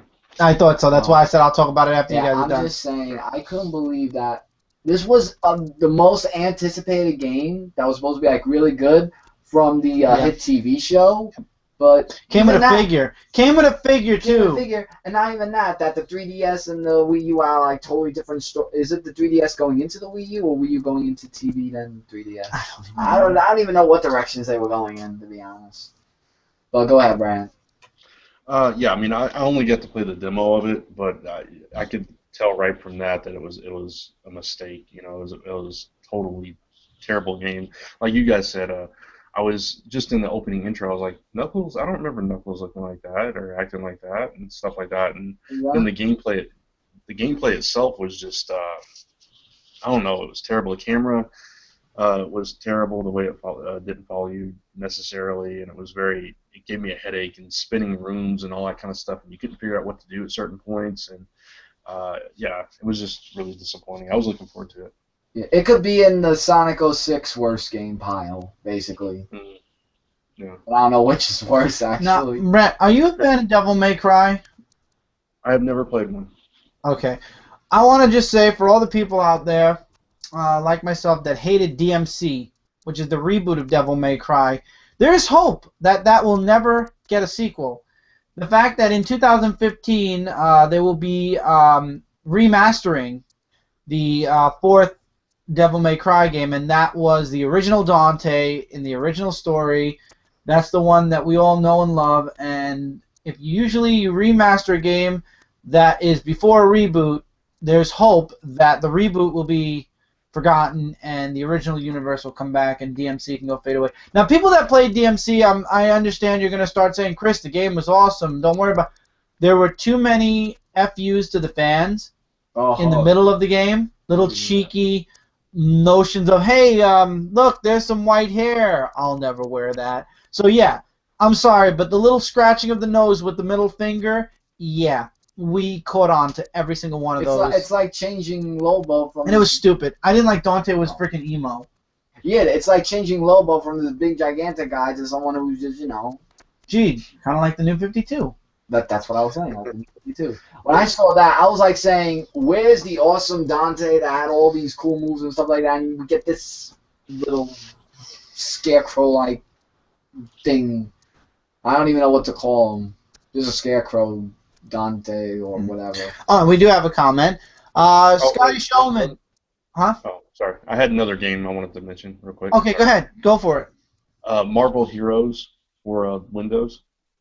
That was that game I was so looking forward to because DC Universe Online is fantastic, I think. So I was thinking, okay, Marvel Heroes is going to be like that. Totally not. I mean, it was terrible. I mean, your character's like this big on the screen, and there's like multiple versions of Daredevil running around, and the gameplay is just awkward. I hate that game with a passion. And I'm a Marvel guy, so. But yeah, go ahead. Sorry. We have a comment for you, Brant. We have two. One, Jeremy. This is for Michael and Brant. Jeremy said, Sonic games in general have been disappointing since Sonic 06 came out. Yes. I agree, but I like Sonic Colors. I don't know why, but Sonic Colors definitely was a fun game in my opinion. It was more adventure and generation. Platform. And yeah, a generation. Oh my god, I wish I could get my hands on that game. Another one is Scotty Sherman said, "Hey Brant and Cindy, Brant, do not listen to these guys. They said some of the most awful and nice things." Thank you, Scotty. I need to start reading. Yeah, he can read, people. At least we know that. No, I need to read before I read out loud. You ruined the effect, Scotty. I'm sure Brant knew we didn't curse him out. No thoughtful and nice things I heard about somebody this whole holiday season. Oh, well, that's pretty awesome. He's lying. Yeah, he's lying. He's lying. He's trying to save face because he doesn't want to see a fight online. Yeah. Thank you, Scotty. I appreciate it. So before we get into the solicits, the one thing that's on my mind with DC and we keep talking about it, but the more I'm thinking about it, the more I'm wondering, Brant, do you think after Convergence, what is going to happen? A lot of people are saying the New 52 is going to be canceled, but how could it be canceled if Justice League is setting up for an event right after Convergence? Are we going to go just directly back to the New 52? No changes, no nothing. Convergence was basically just a big, well, you got your last 2 months with your superheroes, now leave us alone and don't bug us about them again. I don't know. Or will something happen, and will there be a Convergence where the characters will be changed, but the stories will continue on like New 52 universe? Personally, I love that we don't know for sure. That's probably the biggest compliment I can pay to DC right now, is that we don't know whether it's going to go back, if it's going to be a merging, or if it's just this special treat for fans of the pre-New 52. And as aggravating as it is, it's also, you can appreciate it because they're keeping them under the lid. It's not They're not giving away all the details, and I like that, because I felt like when Forever Evil came out, Jeff Johns kind of spoiled a little bit of it on purpose, but it was like, why are you spoiling your storylines here? That's because of the hack. That's because of the people that were giving spoilers out. Him and Dan Slott also did it. Yeah, exactly. But Marvel does that all the time. They spoil their stuff rapidly. But I appreciate that we don't know. As far as what I think's gonna happen, what I've said since since all this stuff started, I think it's gonna be some kind of merging. We're gonna see some of the pre-New 52 folded in, or something. There's going to be, if it's Convergence, it means all these worlds are converging. Maybe they're going back to one singular world again. I don't know. But that's kind of what I think. I think it's going to be a combination. We're going to get a little bit of both. Try to make both sets of fans happy. Which universe, we're at the end of 2014, I mean, there's literally only 2 more freaking weeks to the year. Which universe do you feel like you enjoy? Now, I know there's been ups and downs in both, so you can't say either one is without flaws, but what company out of DC and Marvel, because when it comes to the indies, I could tell you the indies definitely, story-wise, outshine DC and Marvel this year, because the indies are just doing amazing work. IDW, Image, and Top Cow, and Dark Horse, and especially Zenescope. But looking over those and just focusing on Marvel and DC, which company do you think wins 2014? Not sales. Now, don't think about sales either. I'm talking about, you've read books. You've read stories. Which company, in your opinion, looking over sales and everything, which company do you think won you for 2014? I think overall, considering the entire year, for me, it would be Marvel. I think if you'd asked me 3 months into the year, I'd say DC. Right. Because the Forever Evil and all that stuff was really at the top of my list. But yeah, as 2014 went on, I think Marvel kind of edged out, and they did a lot of interesting things with their characters, and DC just kind of became I don't want to say they became stagnant because they did try to do some different things too, but it just didn't grab me as much as Marvel's did. Right. They kind of went from one event and they led into another event, which led into another thing. So one thing I would say that for me, I would definitely have to agree with you. I think Marvel definitely won me over. My one complaint and the one annoyance I always have, and that is the fact of the $5 books, the cheeky sales, and the non-stop events with Marvel. I mean, Amazing Spider-Man's return, Spider-Verse, but again, it's like they don't even need a real legitimate excuse to charge $5 for a book. Next week, Nova number 25 is getting a $5 price tag because it's the 25th issue. Yeah. Really? When they just did the celebratory 100th issue at issue 10, yeah. Right. 15 issues later, we're getting another $5 book. Right. I mean, DC. What, Brent? No, go ahead. I'll say after you then. No, go ahead, because I know I'm going to go into DC. Go ahead. Okay. Now if I can remember what I was going to say. Oh, if anybody out there is, saying to us, because I kind of feel like this question or this comment may come up at some point down the line, if not tonight. Somebody might say to us, okay, we'll just buy the books that you like and stuff. The thing is, with fans like us, we want to read everything. We like to, well, maybe not everything, but we want to read all the good stuff.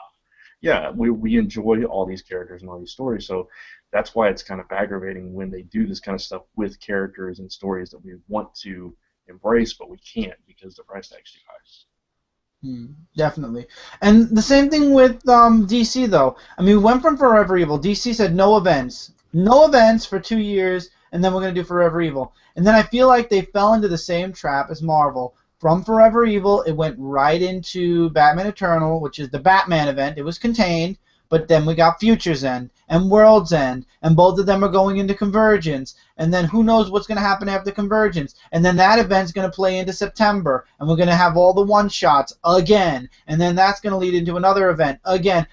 I just don't want to see DC fall into the same trap that Marvel's in, because you know what? Marvel is failing in their events. I feel like the only worthwhile events this year thus far, Spider-Verse, which is a contained event, and Original Sin, which they're trying to milk because they announced about Agent of Sin. So now they're trying to milk something that was one of their best events. They're trying to milk it for more money, and they're going to ruin it. Just like that, they're going to ruin it. I don't think you can ruin that main 7 issue. No, you can't ruin it, but to continue it. I mean, continuing it, they're going to kind of oversaturate, like Wolverine. Yeah. Right. No, I absolutely agree with that. And the Wolverine, let's not even start talking about the Wolverine Weekly that's $4. Yeah, and I'm sure down the line we're going to get a What If Original Sin as well. Absolutely. So, I don't know. I mean, I have to agree with you, Brant, that Marvel definitely took 2014 out of the two companies. Because even with the weeklies, I put them at the very end of my DC haul, or my DC review, because obviously they come out once a week. It was hard enough having 52, Countdown, and Trinity, and those were one at a time. Not all three in 1 year, one at a time. And it was hard to keep up with those and not get kind of bored. Now we have three leading into a big event. Well, right. Two. One is for Batman alone, and I did not like the reveal this week at all. Did you read Batman Eternal from last Wednesday? No, not yet. I haven't gotten a chance. I thought I was going to try to read some before this show, but I didn't get a chance to read anything yet. Gotcha. I'm behind. All right, so I won't spoil the ending of Batman Eternal yet, but I was very disappointed with the end of Batman Eternal. Not this Wednesday, the last Wednesday. What happened? Just go ahead. It's fine. It was the Riddler. The Riddler's probably behind the whole thing. Yeah, that is disappointing. We just got out of 0 year.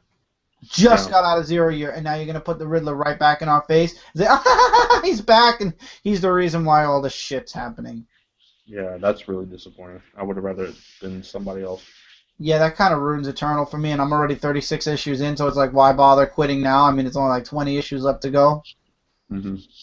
Right. Good job, DC, waiting till like basically the end to reveal it. But I mean, we all knew it was going to happen. I was hoping for somebody different. But anyway, let's go into the solicits because we're already slowly creeping up on time here, and usually Epic Rewind we try to keep it at least 2 hours. So, Brant, let's start with you have your solicits up. Yeah. I think. Wait, let me just check the comments real quick. I hate that they do it out of order, so I actually have to read them all over again. Oh, here we go. Jeremy did say something. He said Capcom have been making piss poor decisions and making people pay money for DLC, for true endings of games, or extra content that should have been in there from the beginning. I agree. And not only that, Capcom screwed every single gamer on YouTube because they said to them, Capcom America said, show off Street Fighter V. Show off the trailer, promote it, do whatever you want. Here's the trailer, do what you wish with it. And when Capcom Japan saw that everybody in America basically shit on it because it was a PlayStation and PC exclusive, they decided to content copyright every single gamer's video, meaning anyone who's making money off the video no longer is making money off the video. And to some extent, some people actually had to take the videos down due to copyright issues. Yeah. Capcom continues to screw up their gaming industry. I wish that Capcom would lose Street Fighter and another company would get it. I really do. Alright, so let's start with DC. I'm going to just open our window a little wider because it's getting a bit hot in here. Okay. Window open. Okay, so Brent, we're starting with the weeklies. Oh, hey. Don't be pushing me out. Obviously. Sorry about that. Didn't mean to. Let me move over again. Mm-hmm. Sorry. Okay. Convergence number 0, which obviously is the follow-up to the endings to Worlds and Futures End. So it's like a setup, basically, of what we're going to expect. And it's $5. Mm-hmm. Are you... Obviously, you're going to be getting this, Brent, because we're all very interested in Convergence. Yeah, yeah. On Frontline, we were talking about this. We're all. I think we may all be trying to cover the whole thing or something. I don't remember. Yeah, I'm very sure we will on Frontline. Yeah, no, I'm very curious about it. Obviously, I want to know what, where this goes. Mm-hmm. Are you going to be getting Batman Arkham Knight? That's another thing that's going to start. Obviously, before we go into that, Futures, Worlds, and Batman Eternal all are ending this month. We're not going to cover those 4 books, but basically they're ending by the end of the month. And I'm sure that Brent's reading all 3, we're reading all 3, so we're going to be getting it all the way to the end. Right. So Arkham Knight, will you be getting that? Because I know you love the games. I do love the games, and very soon, hopefully, probably after the holidays, I'll be starting my playthrough on all of them leading up to this game on Frontline Gaming Zone. Yeah, I'll try it. I'll at least try the first issue. I mean, Peter Tomasi, he's a good writer, so I'm not sure. I'm not familiar with the artist, the first named artist, Victor Bogdanovich or whatever, however you say it. No idea either. Yeah, and there's no cover art with this one, so I don't know. But yeah, I'll try it out. Did you read Batman Earth 1 Volume 1, the book? I did not. You didn't? Okay, so you're not going to be interested in Volume 2? Probably not. And what about Multiversity? I'm enjoying Multiversity. I know a lot of people. It's kind of up and down.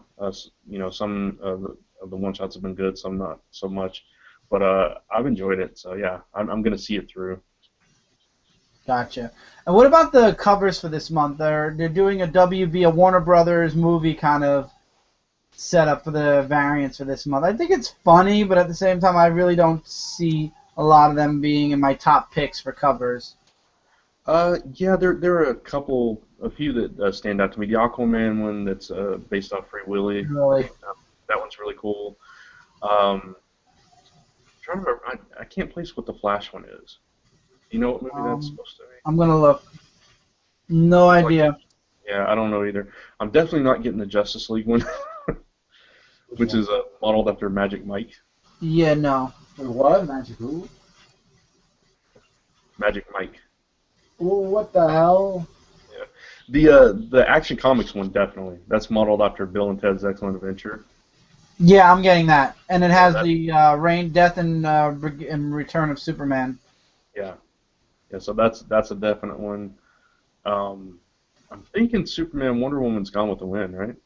I want to get Wonder Woman's with the 300 cover. I gotta find that one. Batman with the Joker as the mask. That one's a definite winner for me. The Superman one, the Wonder Woman one is 2 up or 3 up from the Superman one. Oh, okay. I must have passed it.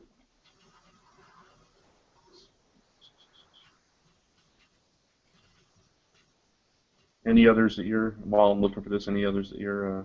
I'm still looking through myself, but yeah, I like the Mask one. Oh, yeah, the Wonder Woman. Yeah. I love the Batman Superman one, like you said. I might get Batman and Robins also, because that one's really good. I guess huh? Go ahead. I was gonna say, I guess as we go through the weeks, I'll just grab, whichever ones catch my eye. Harley's is Jailhouse Rock. That's pretty cool. I like Elvis, so. Yeah, I like Harley's. Yeah. Yeah, I mean, some of them. It's a really cool idea. I love that they do something different every month. Mhm. And that they're not, overpriced for the variants. Let's see. Where are we up to then? We'll go back again. Another book that I'm looking forward, but I am looking forward to Justice League issue 40, which it's been like we were saying, it sets up for the main event that's going to be happening after Convergence. Yeah, is that the Dark Side War? Yeah. Yeah. I hate that they're focusing on Darkseid a lot now. Yeah, that's true. They need some other major villain besides Brainiac and Darkseid that can, give the Justice League problems. They seem to be going to those way too often. Yeah, it's like first it's Brainiac, then it's Darkseid, then it's back to Brainiac, then in Batman's case it's the Riddler, and then the Riddler again. There are other villains, DC. Wake up! What about Deathstroke? I'm enjoying that series a lot. Mm-hmm. So I'm totally down for that. I like I like Tony S. Daniels' art, like his writing, and it's a really interesting story. So yeah, so far until it disappoints me, I'm on board with this series. Definitely. You can continue forward for a bit if you'd like after that. Okay. Aquaman, I have not really read since Jeff Parker took over. If anybody out there wants to tell me that it's a fantastic book right now, go ahead. I don't know. I kind of fell off after Jeff Johns left. I know you don't read it, so I'll go. No, but I might get the Free Willy cover. Oh, wow, yeah, Aquaman doing the Free Willy. Yeah, I love that cover. Mike, you still reading Constantine? No. Okay. I'm done with that book since I think issue 13, 14. I can't even remember the issue because it was so terrible after a while. I'm done. Yeah. I don't know if you guys knew about all the cancellations this month. There's like 17 books that are being canceled. I heard about a lot of them, and I agree with all the Lantern books. Yeah, Trinity of Sin's canceled already. Wait, what? Mike knew that. Yeah, as March. Issue 6, I think it is the last one. 6 issues and that's it? Yeah. Wow, I thought it would be ongoing. Why 6? I don't know. They canceled a lot of books. I don't know if they're doing it. Oh, another book of mine. Why is it always my book? They're trying to leave it open so you don't know if Convergence is going to fix something, change something, or what. I think that's why they're canceling books. They're trying to throw people off and not, have them, expect the unexpected. What am I supposed to do and read? I don't know, but Green Arrow looks good. Well, let me see that. Yeah. Oh, wow. Yeah, Green Arrows, I personally really like the new creative team on it. Absolutely, yeah. They've done really good with their story. But there are some people that said that they don't like the new creative team because it's following too much of the Arrow TV show. And to be honest, I don't watch Arrow, but I really like the story that they're doing. I mean, it hasn't really disappointed me at all. I do watch Arrow, and the similarities are that the characters are there. Felicity's there and Diggle's there. Right. But I think the story is still very much based in what was going on before. It's still the comic version. It's not. They haven't mirrored what's going on in Arrow. It's like The Walking Dead. Not everything on the TV show relates. does what the comic book actually did, because it could go into so many different directions. You know, I mean, it can't go exactly as the TV show said or exactly as the comic said it. You know, it's to make it interesting, it has to be different a little bit. Yeah, I mean, and let's face it, people were really excited when Harley Quinn, who debuted in the animated series, came over to comics. Yeah. Felicity Smoke is an actual comic character already. She was in the Premium 52, but that was the only thing. That's the reason they put her there, because she's a popular character on the TV show. It's not that she's playing the same exact role, you know. Yeah. I think I might get back into Teen Titans because Teen Titans #8 says the Titans world will be rocked with the unexpected return of Superboy, and then the annual actually focuses on Superboy. So I might actually pick that up. Ah, Superboy coming back, huh? That's something. Kenneth Rockefort is a good artist too. He's doing the Teen Titans #8. Yeah, I think the only reason I kind of fell off of Teen Titans was I feel the first story arc was really going nowhere. Yeah, it felt like the same series they had just canceled and rebooted. You know, it felt like the same story. So to me, Definitely. there's Trinity in the final issue. I'm very worried about Superman 40. Spotlight shines on John Romita Jr. as he writes and draws the issue. You know, I've never read anything that he's written, so I don't like his art, so I don't know. This could destroy. Anyway, we got Action Comics 40, which looks better. Bizarro makes Superman sane. Except for that main cover, or that other cover. That's Jay Lee. Yeah, that's Jay Lee. We'll talk about that. But he's not the interior artist on it, so it's Thank okay. you, God. I would puke. Superman Wonder Woman looks interesting. You know, I'm behind on that series. Is it still good right now? It's okay right now. I would say it's definitely okay. Okay. I don't like the character of Magog though. Anytime his name pops up, I just. I'm skeptical myself. Batman 40 looks interesting. I am not getting Arkham Manor Endgame. I'm really backing out of a lot of books. See, here we go again with the crossovers with Endgame. Batman, Arkham Manor, Detective Comics, Batgirl, Gotham Academy. We talked about this on the live show. The aggravating thing is all those one-shots, their regular issues are still coming out too. Right, so they're extra. Yeah. And I'm glad I don't read any of the three. I do read Gotham Academy, and it's good. I like it. It's a mystery. Are you reading Batman, Superman? No, I dropped off that a long time ago. It's a lot better now that Jay Lee left and the entire staff changed. I would recommend you try it again, Brant. You might like it.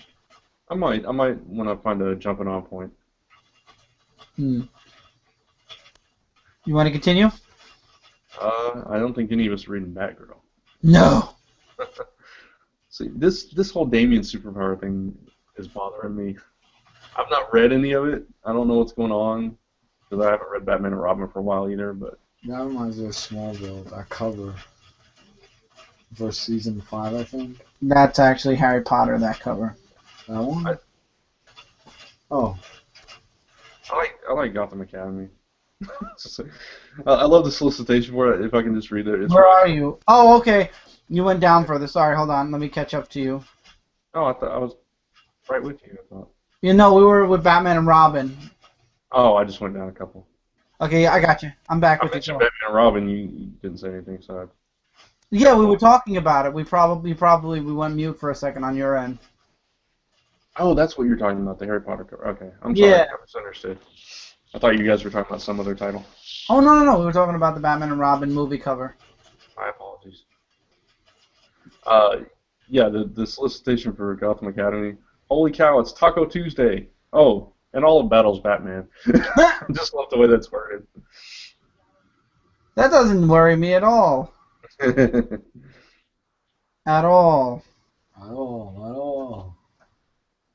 I just wish Grayson would end and go back to Nightwing. Tell me about it. I wish they'd discover him already. Yeah. I love how Detective Comics plays on, Matrix. Mm. And it involves anarchy. Wasn't he from one of the games? Yes, he was. He was in the Gotham, Batman, Arkham City. Yeah.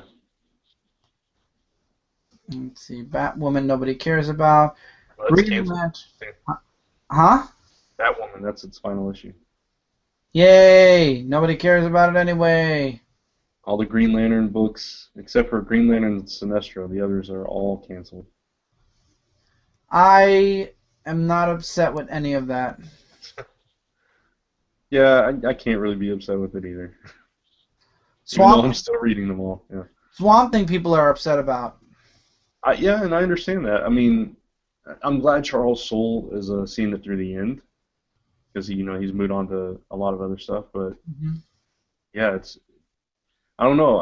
I just wonder if they're taking it back to Vertigo or something. They might. Are there any digital first books you're looking forward to? I know Mike's looking forward to He-Man: The Eternity War. Yeah, we were actually talking about that earlier. Mortal Kombat for me. Oh hell yeah! I'm looking forward to that too. I can't wait. Including with that Mortal Kombat X that's going to be coming out for video games. That's going to be sick. I just don't like the part at the ending was how they do Scorpion always beating Sub-Zero. I mean, I think Sub-Zero would beat Scorpion any day. I agree with you. Ice. How can you defeat Ice? You know what really catches my eyes, and this is going down, and this is kind of connecting to Hall of Toys? The very last thing, the DC Mother Box prop replica. What is that? You skip past everything. Yeah, I really don't read anything Vertigo. I know Mike reads like one book Vertigo. Do you read any of the books Vertigo, Brant? I don't right now. The only one in this month's that I might have tried is Effigy, because Tim Seeley's writing it. Gotcha. I don't see Gail Simone's. Didn't she have a new title coming out? It was an Image. No, it wasn't Secret Six. Secret Six, and she's also writing a comic for Image. Oh, Tomb Raider. No, another one, another created one. I thought she had one in DC for February too, but I don't see it here. Maybe it's bi-monthly. But anyway, yeah. The Mother Box, yeah, that's cool. I definitely have to get that. And the Batman animated series figures. Yes. Absolutely. Yeah. What about that Superman thing you want? What Superman thing? The one that you sent me a link to? That was they're continuing the Man of Steel statue series, but definitely not this one. I know you want this. This based on the artwork of John Romita Jr. Yeah, I'm not getting it. I'm gonna get you that for your birthday. Good. Keep looking. We're going to Marvel in the meantime. All right. And Marvel is already starting to double dip. Mm-hmm. Mark Waid is writing Princess Leia, issue 1 and 2. I can't wait for that. Darth Vader 3 and Star Wars 3. All of those books, all 4 of them, I can't wait for. What about you, Brant? It's definitely the Princess Leia one, just because I'm a big Mark Waid fan. Mm-hmm. I love his. I don't know. I just love his writing, and I think he'll do a good take on it. Darth Vader, I'm still skeptical about because it's Kieran Gillen writing. That one scares me. The main Star Wars series, definitely though. All right, are you going to be reading Guardians of the Galaxy and X-Men: The Black Vortex? Yes. I'm a fan of both books, and I like the concept. Well, it's also going to be connecting to Nova and Star-Lord. Yeah, that might be the only Star-Lord issue I read, because I've not read one single issue yet. Well, Star-Lord's been, believe it or not, Star-Lord has been leading up to it. Okay. Well, I mean, there's so much stuff to read, It's one of those books that I just never picked up, and then I fell so far behind on. And apparently Guardians Team Up number 3, which we're not getting. I don't care. It doesn't matter to me. Yeah. I don't know. I like Guardians of the Galaxy, so we'll see. Oh, we got some number 1s, and I need your opinions. Okay. All new Hawkeye number 1. I'm not reading that. I'm not a huge Jeff Lemire fan personally. I know Mike. What you're a fan of his? He's gone right now, isn't he? No, he's right here. Okay. Yeah, I can't see you. You're cut off on mine because I'm looking on the phone, so it cuts off the image. Sorry. I know you were a fan of his run on Green Arrow. Who? Jeff Lemire. Oh, Jeff Lemire, absolutely, yeah. So, are you curious to see what he does with Hawkeye? I'm not really that interested with Okay. Hawkeye. I might. Maybe if I don't have that many books that come out that week, maybe I'll give it a try, but I don't know, ever since the whole thing of the Hawkeye with like being blind now and then Death. I'm sorry, deaf, I thought it was blind, I'm sorry.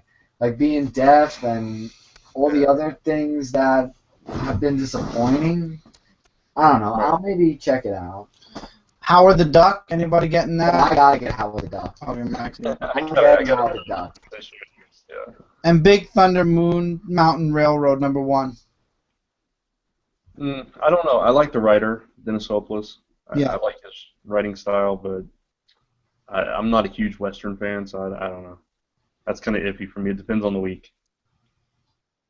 Gotcha. And the only Ultimate book, which is Ultimate Spider-Man, which I'm sure you're getting. Oh, absolutely. No question about that one. And then we go into the actual Spider-Man books. Are there any particular Spider-Man books you're looking forward to? There's probably not a single one that I'm not reading, so.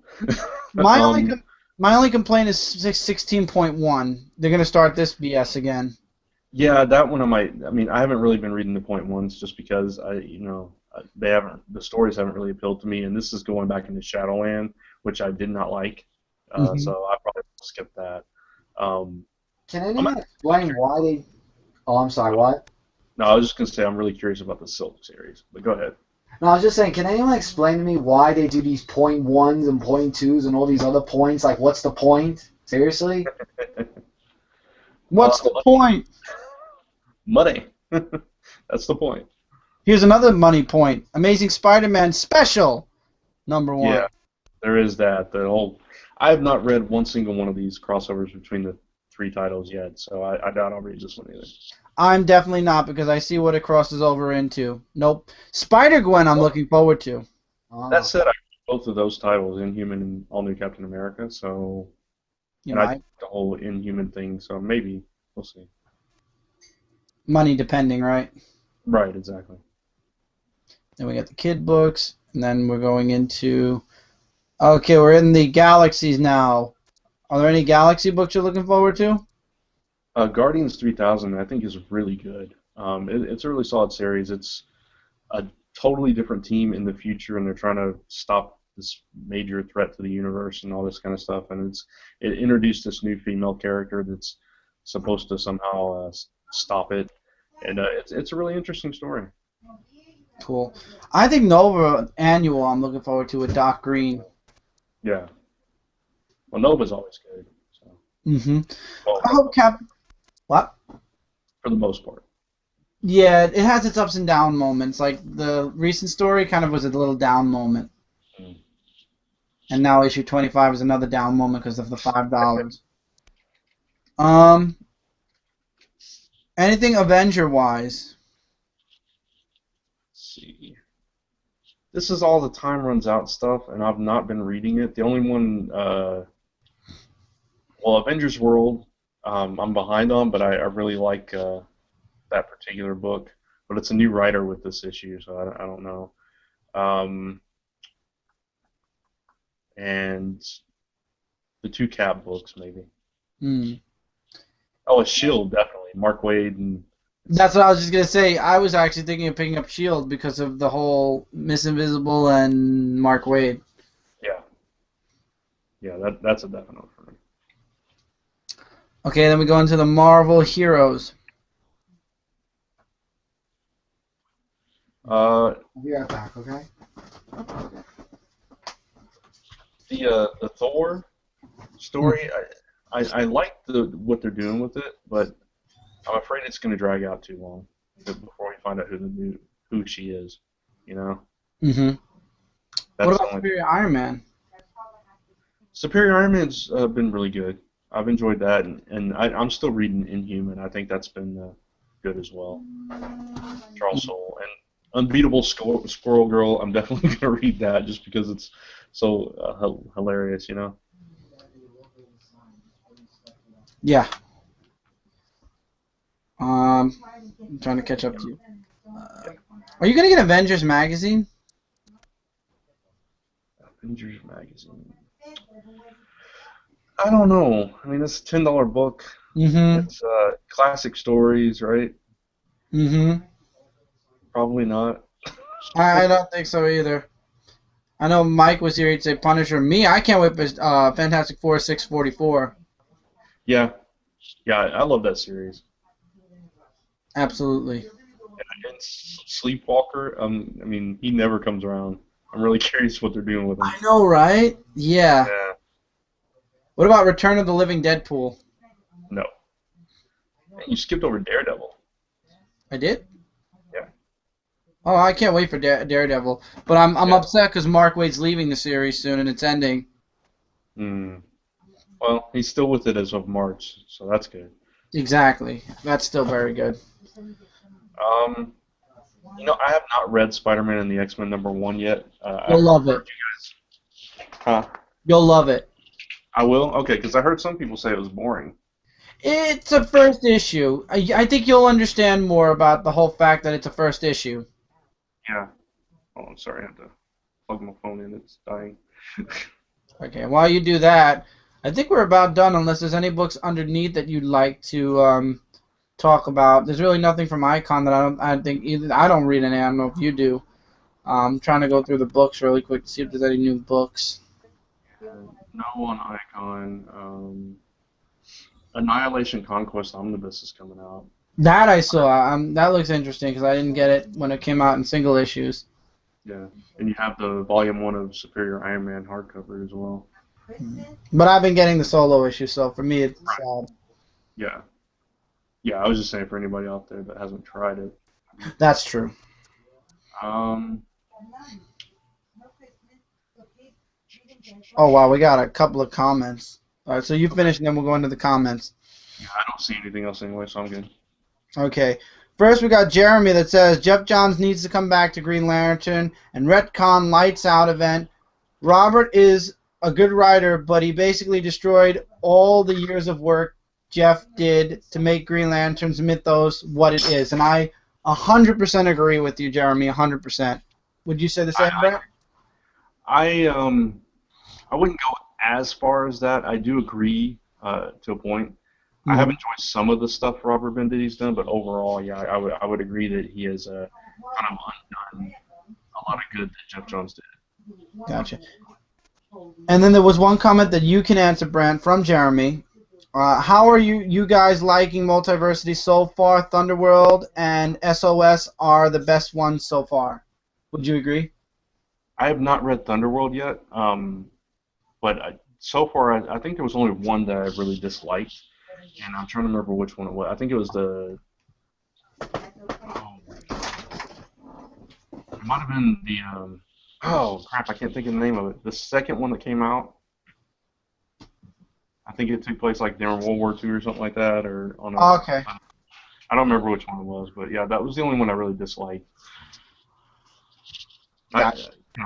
I think it's good. I think it's interesting, and it's Grant Morrison stories that I'm actually interested in. That's a plus for me anytime. So, That's a nice ear you got there.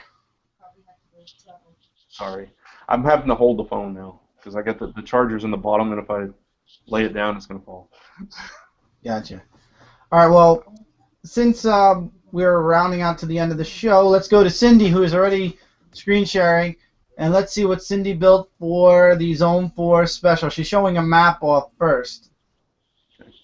And on the map, I see nothing. Oh, shit! You made it that big? Dude, you made it that big that it shows up on the map, Cindy.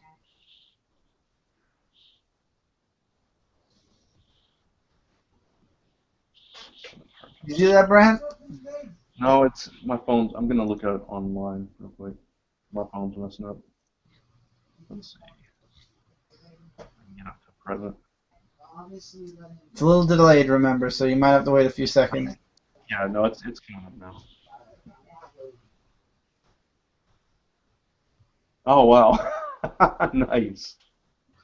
That is very nice. She used, just shake up and down if it's a yes. You used Netherrack, didn't you? I knew it. That is awesome. Thank you very much for that. That is huge. If you look at the map, that's gigantic. Yeah. And it's flashing. That's pretty cool. It's on fire. It's on fire. Nice. Yet another reason why at some point Brant definitely needs to get Minecraft so we can start building stuff too. It's part of gaming. That is true. That is true. You know, did you hear, speaking of Minecraft, that I think it's Telltale is making a Minecraft game? Yes. Cindy was telling me Minecraft. about it right before the show that it's going to connect to Minecraft if you want to buy it on Minecraft. Yeah, Minecraft Story Mode is what it's called. Yep. Cindy was just telling us about that right before we went on the air. She was saying you could buy it on Minecraft now. If you go into the main menu, they actually show it. Oh, nice. So Cindy did an excellent job. Can't wait to see what you build next. If we do a Christmas special, I can only imagine it'll probably be a Christmas tree. But if not Christmas, maybe something for New Year's or maybe both. Who knows? But again, I can't promise any epic rewinds because it is the holiday season and it is hell. So guys, again, really quickly, we're going to start doing the final thoughts, and Brant's going to be giving his announcement. Cindy, like I said, you did an amazing job. Can't wait to see next week's or next episode's build. But we're going to be giving our final thoughts now for the ending of tonight. Brant, you had an announcement you like to make, so how about you go first tonight, and then we'll go to me. Because me, it's just basically I'm videos and stuff. Okay. Okay. Anybody that listens to the Zone 4 episode, which just went live right as this one was going live, I think, you'll hear me talk about taking an extended break, like I mentioned at the beginning of the show, or when I came on. What I didn't say on Zone 4, and I'm saying here for the first time exclusively, is that when we do return, and the cast doesn't even know this, by the way, when we do return, we are not coming back to a weekly schedule. We are coming back to a bi-weekly schedule, which means every other week. And we're doing this for one, to recharge, so it's not quite as much pressure, and because we're doing some other changes that I'm not quite ready to announce yet. So that's your exclusive here, going bi-weekly. Zone 4 bi-weekly. And you know, in your video where you said it was kind of a chore at first, I think the bi-weekly format will definitely help you out a lot to keep you from burning out, and it'll be less pressure to have to edit. The streak officially will be over after 300 unless I get OCD and I have the password for Zone 4, and I might actually just do like a weird video for like a minute to say, hey, this is another episode of Zone 4. We didn't break the streak yet. That would be hilarious. I'd love it. Yeah, no, I mean, don't give me an idea because you know I have Brooklyn Boys. I'll do something funny on purpose next Friday. Yeah. Hey, go for it. You know, I do want to say this. You know, I mentioned the burnout, like you said in my video, and I don't want people to get the wrong idea to think I'm tired of it. But after 5.5 years of every single Friday having to have an episode up, yeah, it starts weighing on you after a while. And I want it to be fun. I want it to be loose, and that's kind of why we're taking a break and then scaling down the commitment there. And now that the streak's broken, if we have to miss an episode for whatever reason, which we'll still try not to, but if we have to, it's not as big a deal. So. Like you won't have to run to find somebody to fill in for somebody else. Right, exactly. So, hopefully it'll be better. We're always trying to improve and grow and stuff like that. So. I don't blame you, and my 300th's coming up this August, I believe, and I'm already working on some different ideas for my channel when it comes to my review. I mean, I've been going 300 weeks as well. Maybe not like every week the video, but I haven't missed a week. Even if I had to do 3 reviews in 1 week, I've done 300 weeks worth of reviews consecutively. I wouldn't do, like, for example, I wouldn't do this week's before I did last week's. So I made sure to be consecutive with my reviews. With 300, especially with a lot going on in my life, I don't know, maybe there'll be some changes too, but maybe not. I mean, I'm enjoying my format, and if anything, I've extended my format to a way that I like, but maybe I'll start doing some things a little different in the episodes.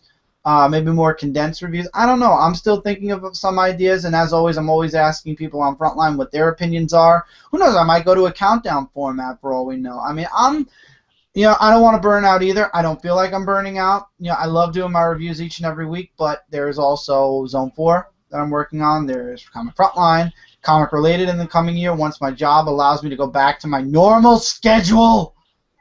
And I do want to go back to my writing. You guys know that I love doing epic stories, so we're going to do that on Brooklyn Boys. I have Brooklyn Boys that we went back to. I have Frontline Gaming Zone I want to actually kickstart and really build up. So there's a lot I want to do. So I might downscale the reviews a little bit. I don't know yet. I'm thinking about it, but the thing is, you guys don't have to worry till August for my 300 videos. So you've got time, and I've got time to reconsider that statement. So be happy. And do you want another tease? Yes. When Zone 4 does come back, it may not be the only program coming back.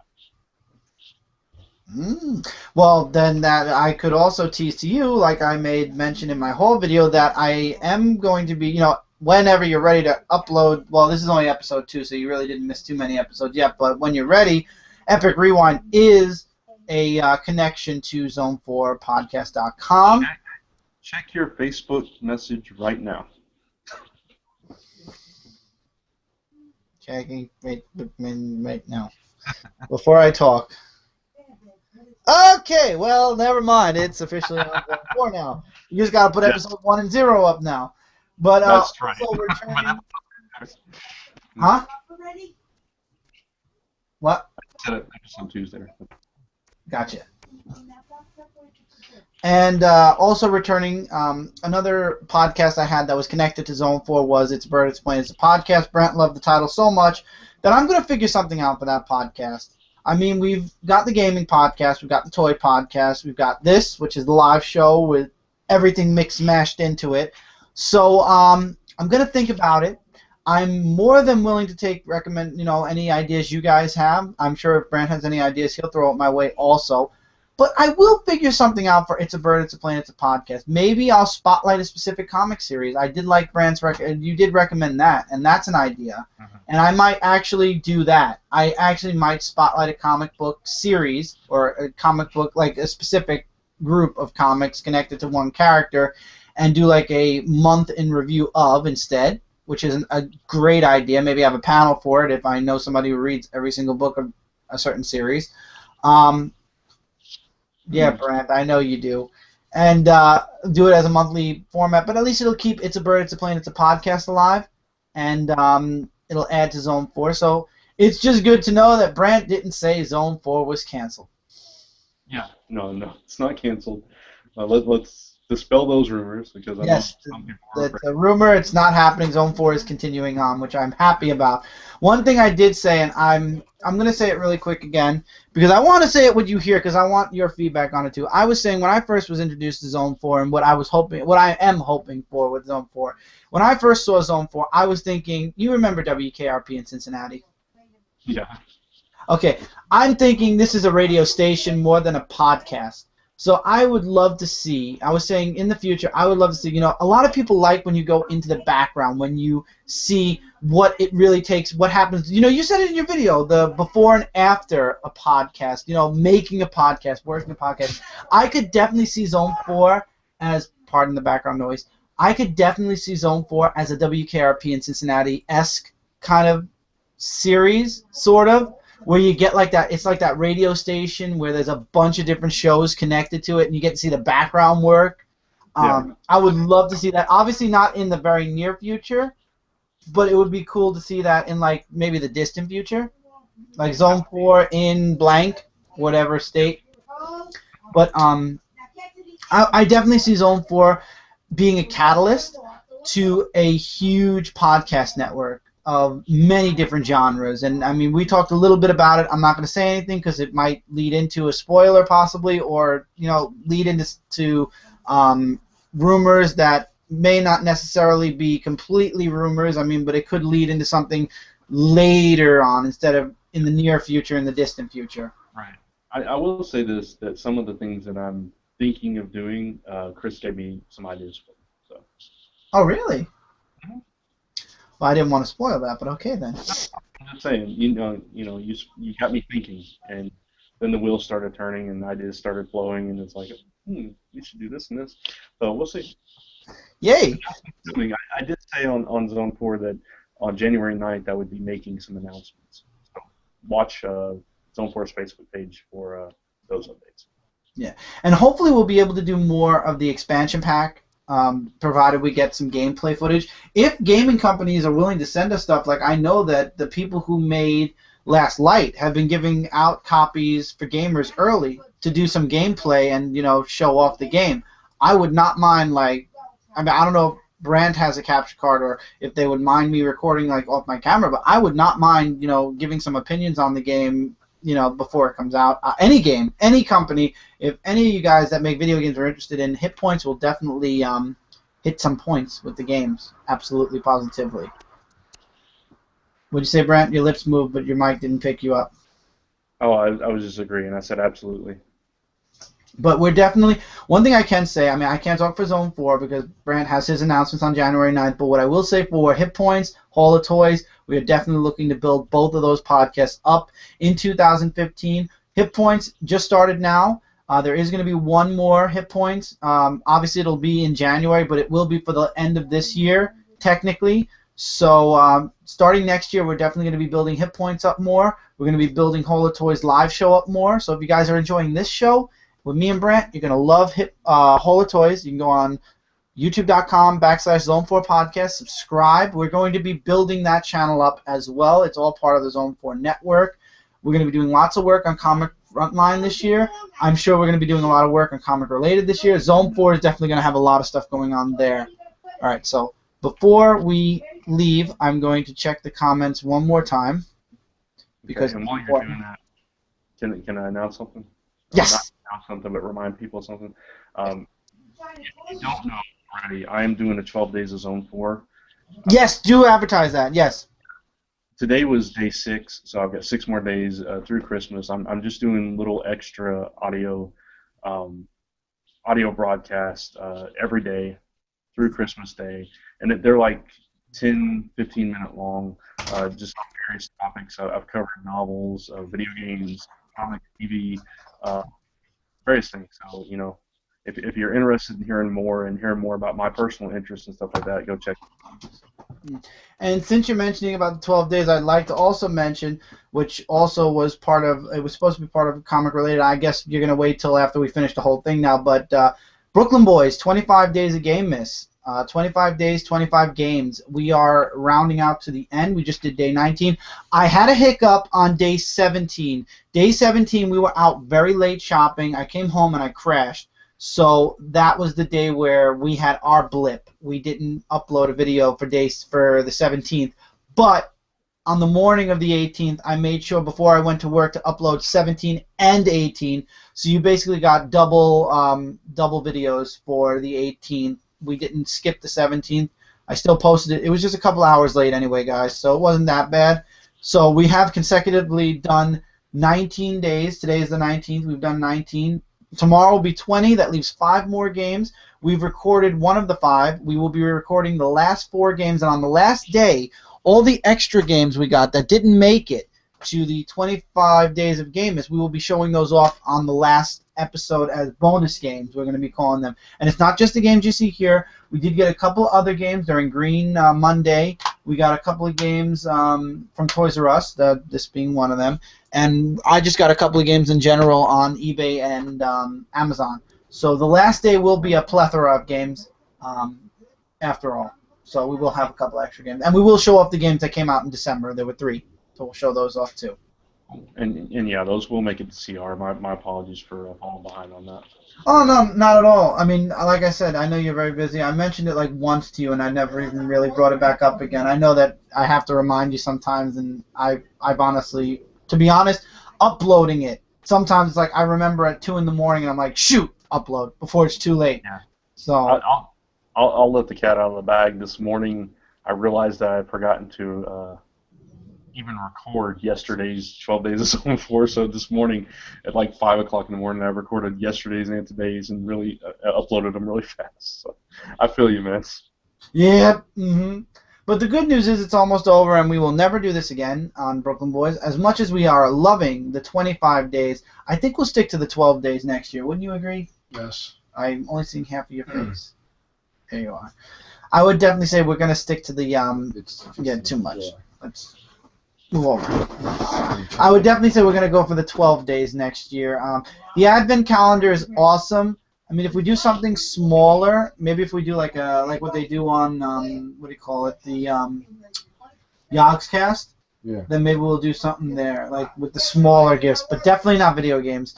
I mean, it was inexpensive, but at the same time, it was definitely tedious, and definitely when you add everything up for the 25 days, especially because we got the 2 collector's edition games, it was pretty pricey. It was, the collector's editions were very pricey, I will say.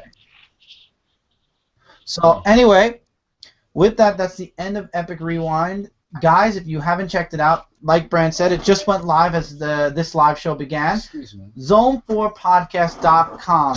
Episode 300 is officially live, and go check it out. I'm definitely going to be checking it out. If not tonight, I will definitely be checking it out tomorrow morning. Like I said, I usually listen to Zone 4 on Saturday when I wake up and I'm doing my videos, or I'm doing my, what do you call it, comic reading. But definitely go check it out. How long is the episode, Brant?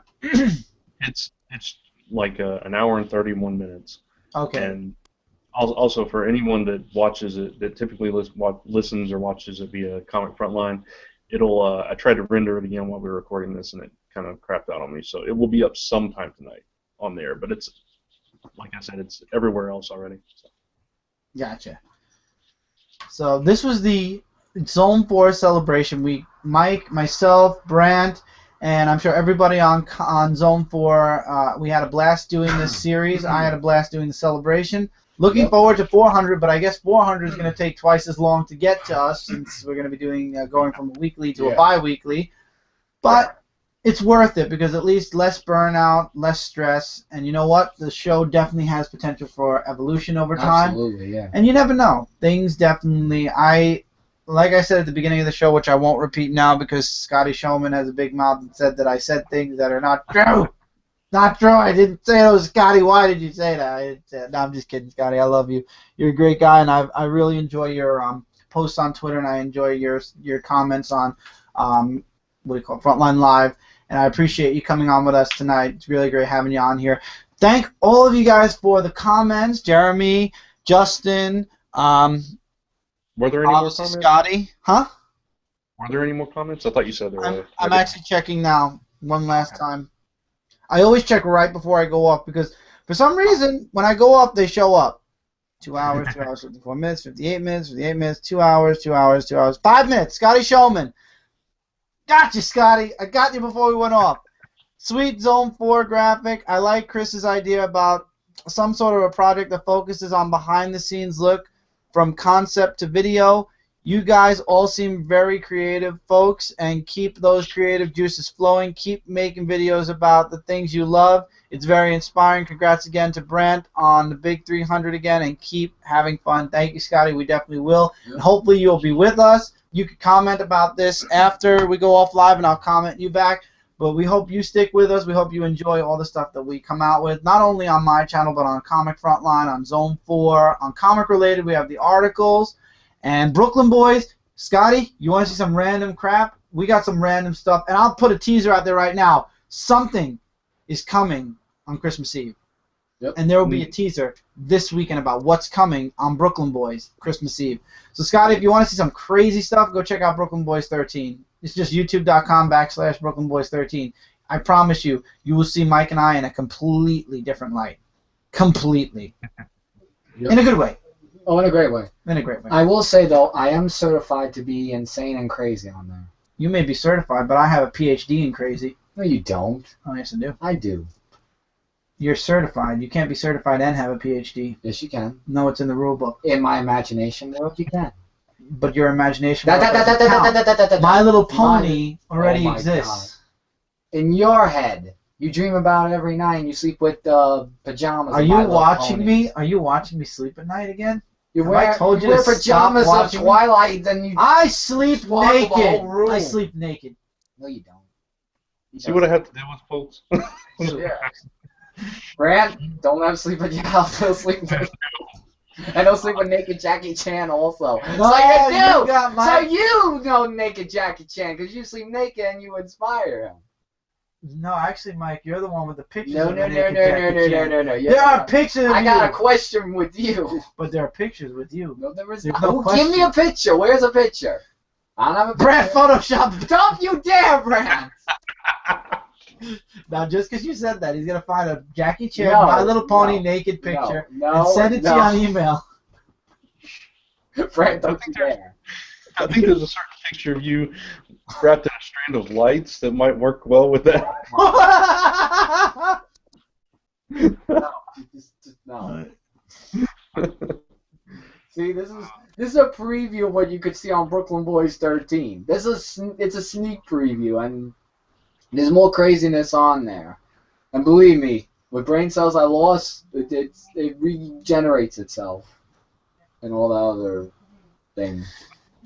And also on Brooklyn Boys 13, you should check out our epic story that Which we is have coming done on back. And Brant actually gave me a really great idea for a way to end the summer season. there. Ooh, can't wait to see that. Oh, you bet you can't.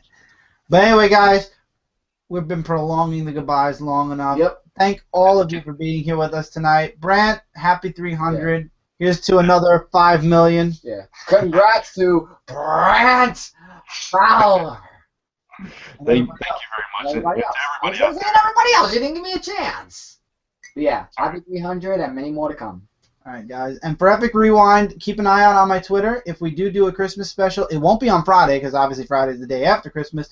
But there's still Monday, Tuesday, and Wednesday. Maybe we'll do something. I mean, Cindy had a couple of good ideas for Christmas, so maybe we'll do a short Christmas show. She did already. You missed it. You were out of the room. Oh well. So, until next time, everybody, take care, keep reading, keep collecting. We'll see you guys really soon. Don't forget to check out Zone Force 300. It is live now. The whole point of the celebration week. And, yeah. So, this marks the end of the celebration week. Thank you, guys. Yep. And we will see you guys really soon. Very soon, actually. Yep. Because the whole video is going up tonight. Mhm. So, we'll see you guys soon in the next video. Later, everybody. Take care, guys. Bye, guys. Thanks.